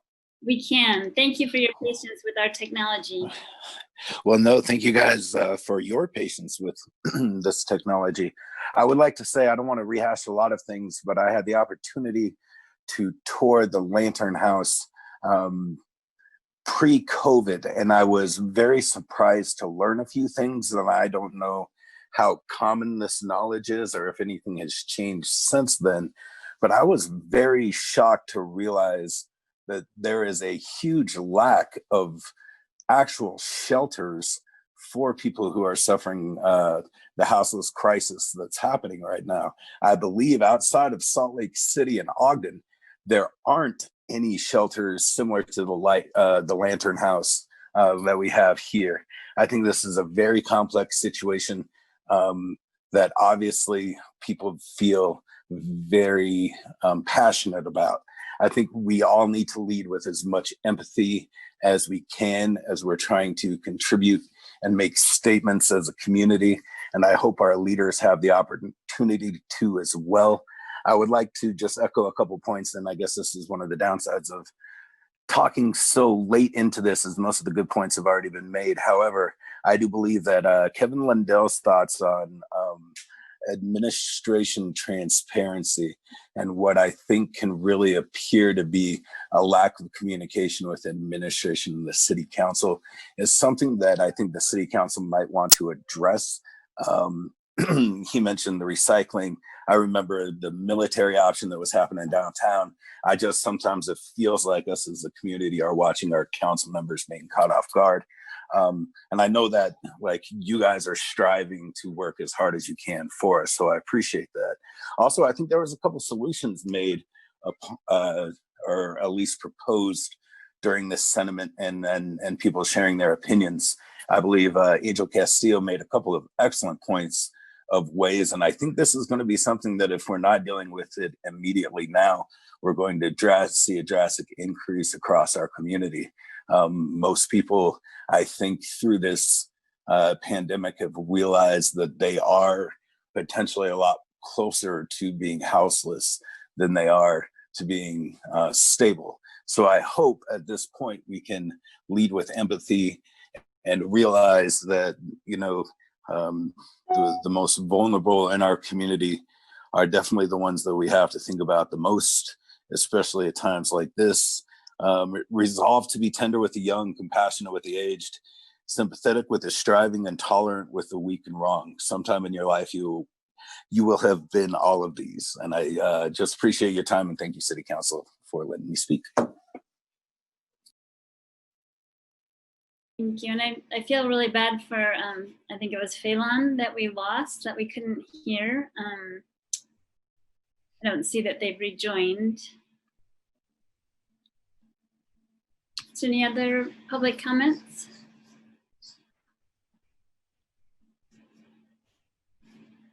Just for those who are joining us via telephone, to raise your hand to participate in the public comments, press *9 on your keypad.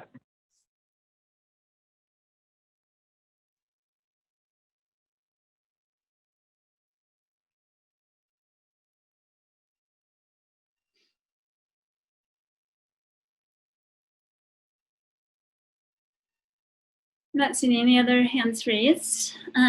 So there's several different questions that were asked during that time period. We do, again, really appreciate everyone's participation and feedback.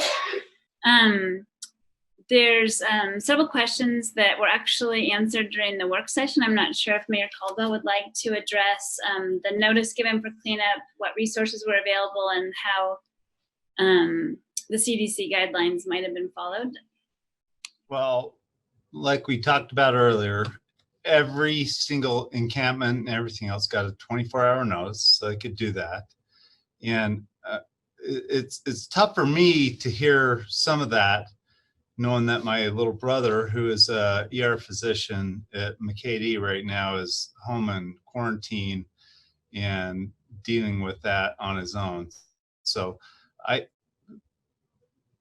to say that we have no empathy as an administration and a group here is exceedingly unfair, because we're dealing with that personally.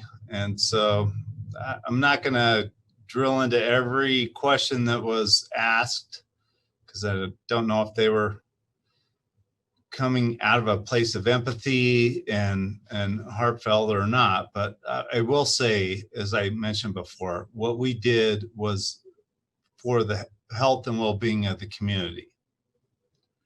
And some people can disagree with that. A lot of people will disagree with that, but it was for the health and well-being of the community. And I'm going to leave it at that. Great. I guess as a council member, I have a response, but I don't know if any other council members would like to respond first.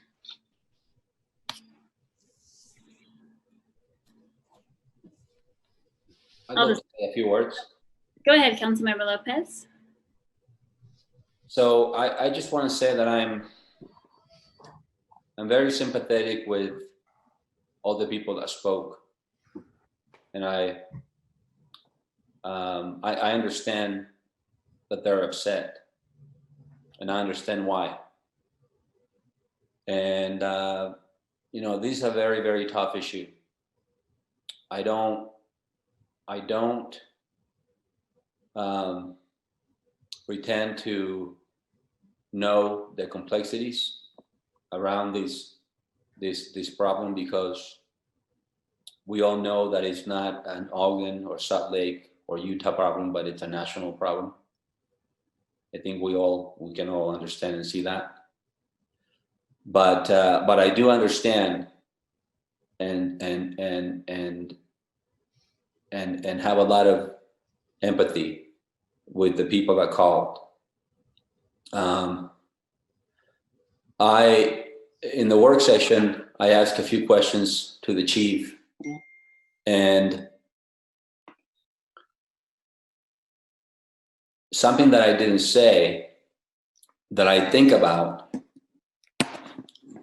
thinking about in the work session, and that I've been thinking about as I've been here, is that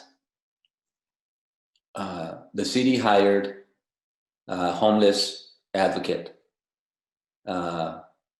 liaison. I can't remember what her official title is. And that's someone who I've had many, many, many conversations with about issues surrounding homelessness. And it's someone that I trust very much, because she has dealt with homelessness very closely, and she has been a huge, huge advocate for homelessness and issues surrounding homelessness in our city. And so I trust her judgment, and I know that she was involved in this incident, this operation. So that's kind of been some of my thinking behind this, but I just didn't want to not make a comment to say that I wish it was different. And I could be here and talk all night about the complexities around these, some of our limitations as a council, some of my limitations as one council member, one vote, and the complexities around the nature of our system of government. But I won't do that. I won't do that because it's probably not productive. So just wanted to try to be honest, because a lot of people spoke and a lot of people are concerned. And so the least I can do is to try to be honest and share what I'm feeling kind of in my heart. This doesn't mean that we don't do more. It doesn't mean that. It doesn't mean it ends here, because I do believe we should always be striving for better.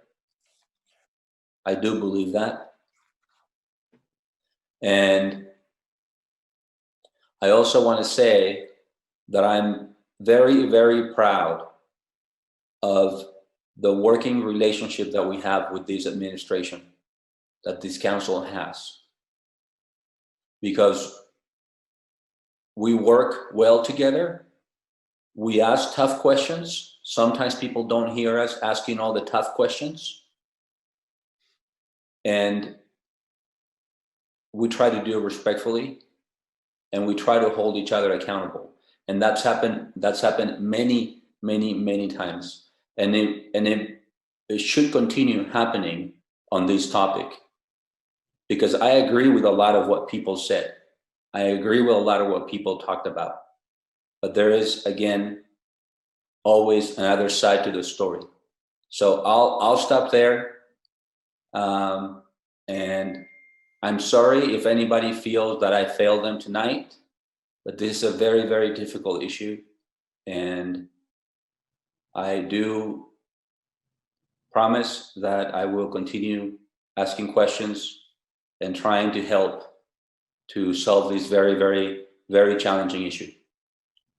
Thank you. Thanks, Councilmember Lopez. Is there anybody else that wanted to respond to those comments?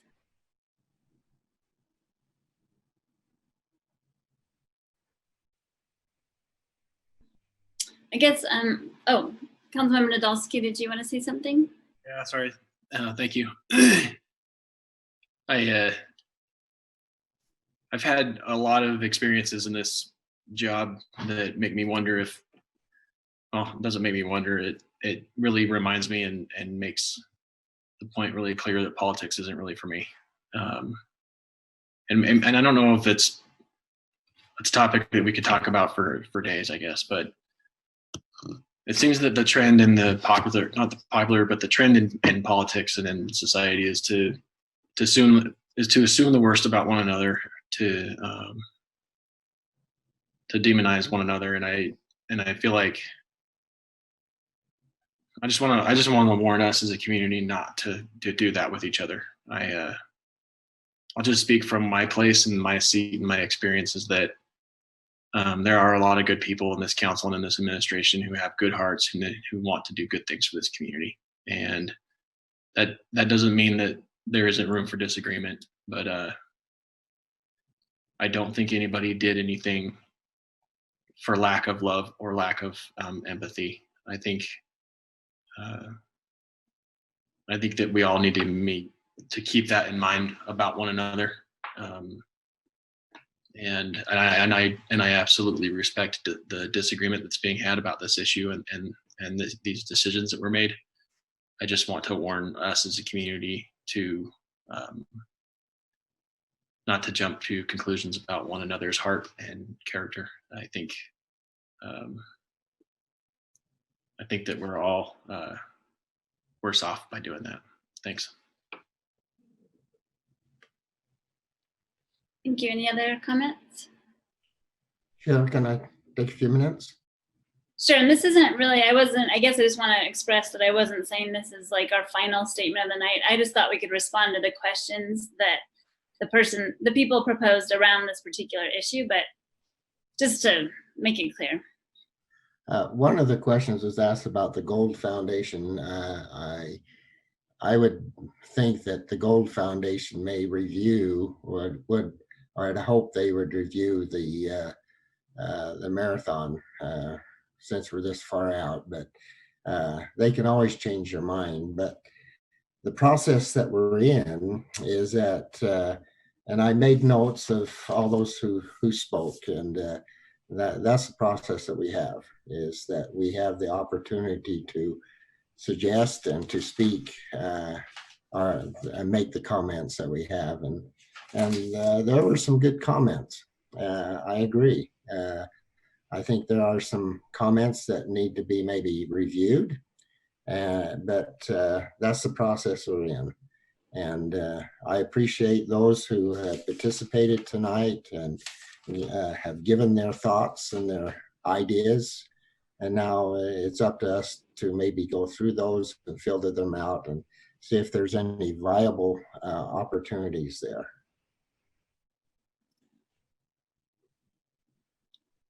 Thanks.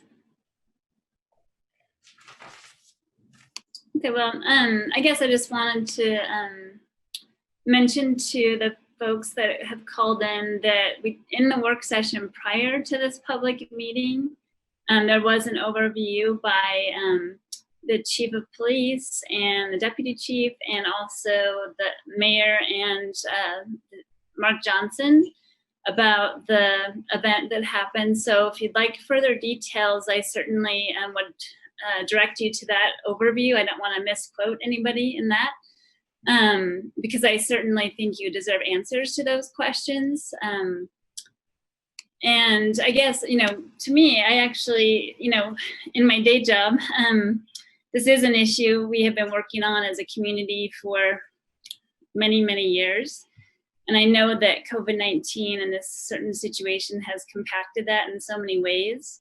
And so I guess there's some folks maybe that have just realized this is an issue in our community, but it has been happening for a long time. And I certainly want to lead from a place of compassion. And, I do wish that communication could be better at times on how we communicate ahead of time to the community so they're not caught by surprise. But that's just one of the challenges we have to get those things out there. I think I am definitely of the mind that I think, why not try something new if the things you've been doing for a long time aren't working, right? And so I do have concerns when a medical professional tells me what the CDC guidelines say, and have concerns about where people are going after they get dispersed. So, I'm definitely of a mind, I'd be happy to allocate funding from our budget to do something different to help people to survive the winter. I don't remember, I think it was last winter, just around the corner from my house, a person died in a church doorway on a freezing cold night. So, I would be happy to have discussions about doing things a little differently. I know we don't know what the answers are, and we're trying some different things, but I think it's worth trying some more. I mean, why not? If what we're doing now isn't working to solve the problem, then I think it's worth giving it a shot. So if anybody else would like to talk about that, I'd be happy to further those discussions. And I do appreciate everybody's feedback. Another point that was brought up in the comments was a call for a police reform committee, which I know was a topic for a long time. And I'm not positive if the administration would like to speak to that, but I know that there's been regular meetings with a group of folks from the community to kind of talk about different issues in that department.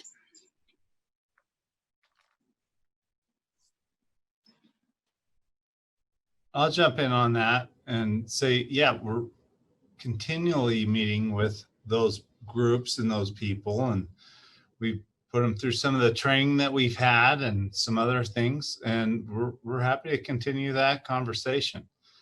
And I appreciated your comments, like getting the text message from my brother who's an ER doc saying he's not doing well with COVID it's been heartbreaking. So for people saying that we don't have sensitivity and we're not caring about what's going on and everything else, that's a lack of information and a willingness to understand how seriously we're taking this. And that's part of the whole homeless deal downtown is that, yeah, it's not safe.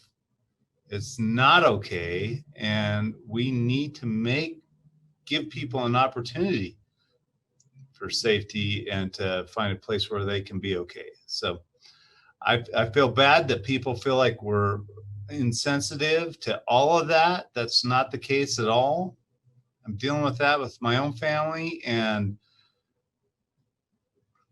we'll continue to work with a place of empathy and sensitivity and gratitude. So I get that. We're all in this together. That's probably one of the hardest things that we've all heard collectively over the last long time, but we're all in this together. And a lot of the comments that said, you're not caring and there's no empathy, that's not accurate one bit. We're taking the advice from all the professionals we have around us that are dealing with this on a day-to-day basis. And we're taking that professional advice to make our decisions. So I appreciate that, and appreciate the thoughts and prayers from my brother and my family. And 50% of my family have had it because they're all in healthcare. So it's a tough thing to hear and say that you don't care about it at all, because that's not the case at all. Thanks, Mayor, and yeah, definitely best wishes to your brother and family. Are there any other comments that council members would like to make in general?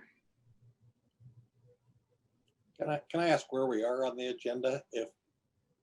Are we at council member comments? Yes, that's what I was trying to introduce. I apologize. Would you like to make council member comments? I would.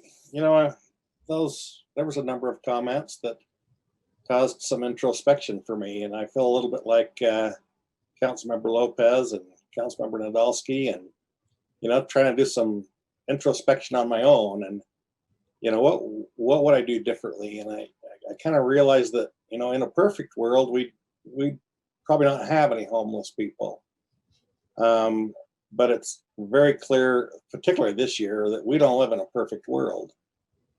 And the mayor, I think,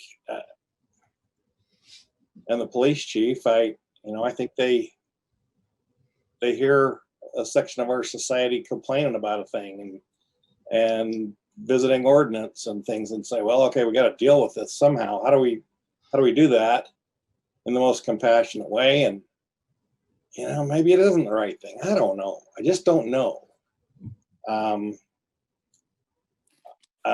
If you do one thing, you didn't do another, and that's kind of where we find ourselves. You're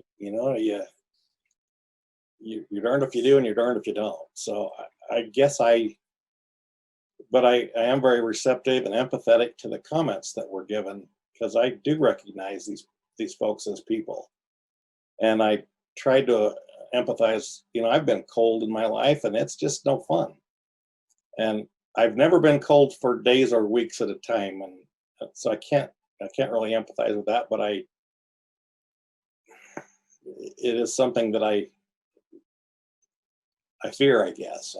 So I don't know. I hope the people will recognize the efforts for what they are, and not demonize us for one action based on because we didn't do what they thought. It's all too clear to me that people on the call maybe see things very clearly in one way, but they also don't see the other side. Apparently, I didn't hear a lot of that from folks. They didn't recognize that there is another side to these issues. So, but anyway, that's really all I have to say. this is the last year we have for council meetings this year, and I want to wish everyone a very Merry Christmas season, and look for 2021 to perhaps be a better year than 2020 was. I saw a little meme the other day that showed a caption that said, "If 2020 were a scented candle," and it showed a whole row of chemical toilets on fire. And that's the way it kind of seems like this year. So anyway, I just leave you with that and wish you a Merry Christmas. Chair, do you mind if I say something quickly? Please. I too would just like to say, being said this is our last council meeting this year, and thank everyone and tell everyone that both on the council side and the administration side, what an honor it is to get to work with each and every one of you, and how much I respect each of you and the role that you do and the job that you do, and the way that you care for our community. I also thank all those that come to our council meeting, not every night, but most nights, and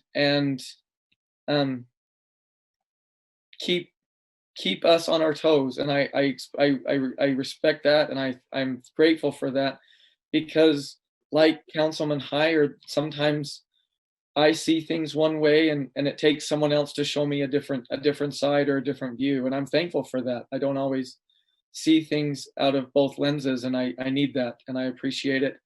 And I too am grateful for the perspective that it gives to me.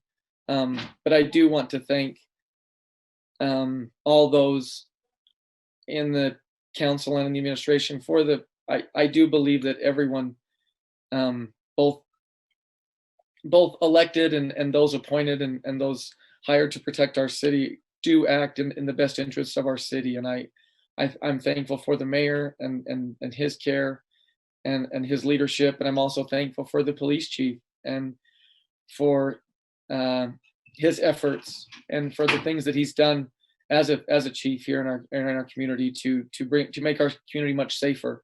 And I believe everyone would agree with that this community is safer. So I am thankful for that, and I'm thankful for their honesty. And when we ask them questions, they do answer those questions honestly, and I appreciate that.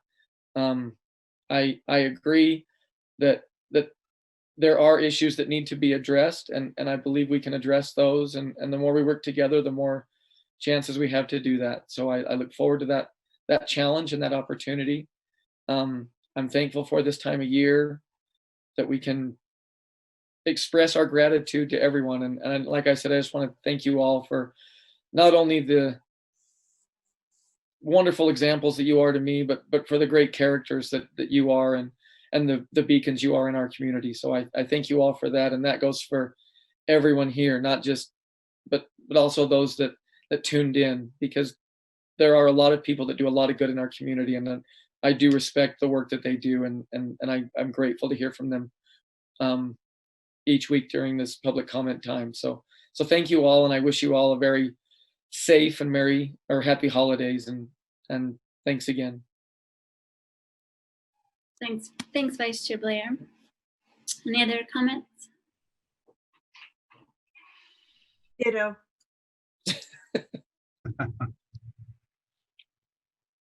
Hey, I do want to say something, and I'll be quick, but I want to say something that Danielle Matthews said, and we are dealing with a very complex situation and issue, and I don't think that just one person's point of view makes or breaks or fixes or I don't think there's one solution, I guess. And so I appreciated everybody on the call today, because there might have been something that we garner out of that will make it better for the next time. But I also want to say one of the things he said is he hopes that we lead with empathy. And I echo what Councilmember Lopez said and Councilmember Nadolski and the others too, that we do lead with empathy, that we do get on the phones and we start talking to each other and trying to figure out a solution.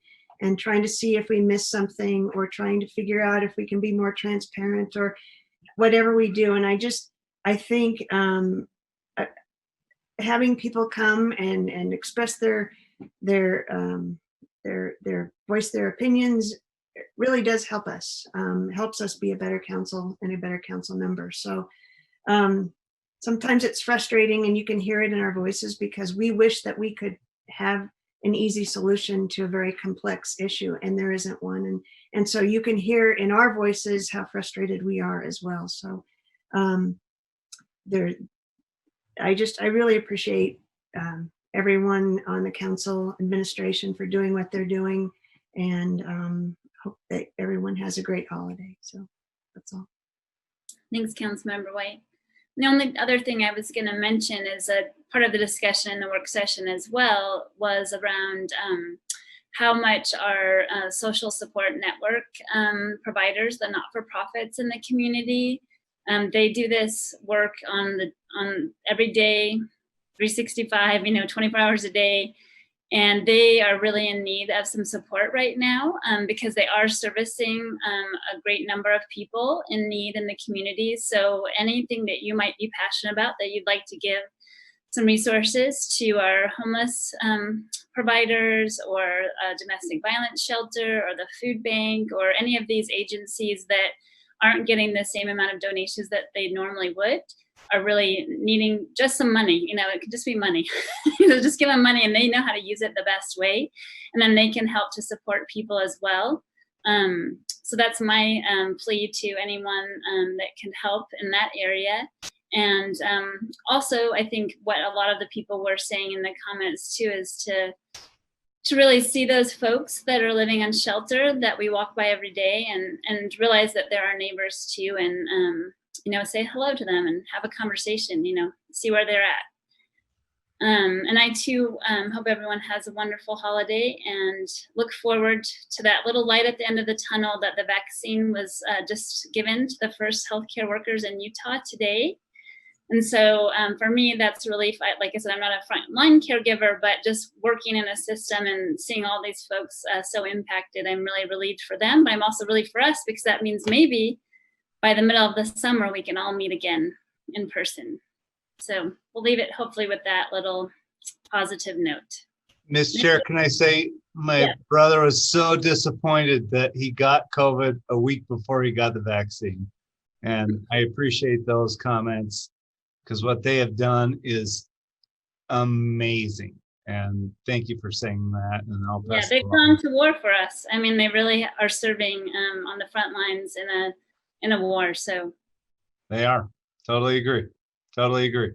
So I appreciate you saying that. And I feel terrible for my brother that got it a week before the vaccine came out. But I want to wish you all a Merry Christmas, and tell you all we really appreciate everything that you're all doing. I know this is a difficult thing every Tuesday night. I mean, I can't say that looking at any of your faces, this is your favorite thing to do versus watching a movie with your kids or doing anything else. The service you've made to our community is amazing, and I want to thank you for that. And you need to be applauded for that, because it doesn't come out a lot. Thank you. Would anybody like to offer a motion to adjourn? Yeah. Oh, yes. I'm so sorry. I just have one last comment that is going to last 10 seconds. Oh, absolutely. I'm sorry. I didn't mean to. I just wanted to end telling the people that call that I hope I'm not speaking out of turn for my council colleagues, but I want to say that this council listens. We do listen, and that I really appreciate when people call and spend time talking about issues that are so important to them. Thank you so much. Absolutely. And who did the motion to adjourn? I did. Thank you, Councilmember Stevens. And is there a second? I'll second. All in favor? Aye. Aye. Any opposed? Thank you. Have a good evening. Merry Christmas, everybody. Here. Stay safe.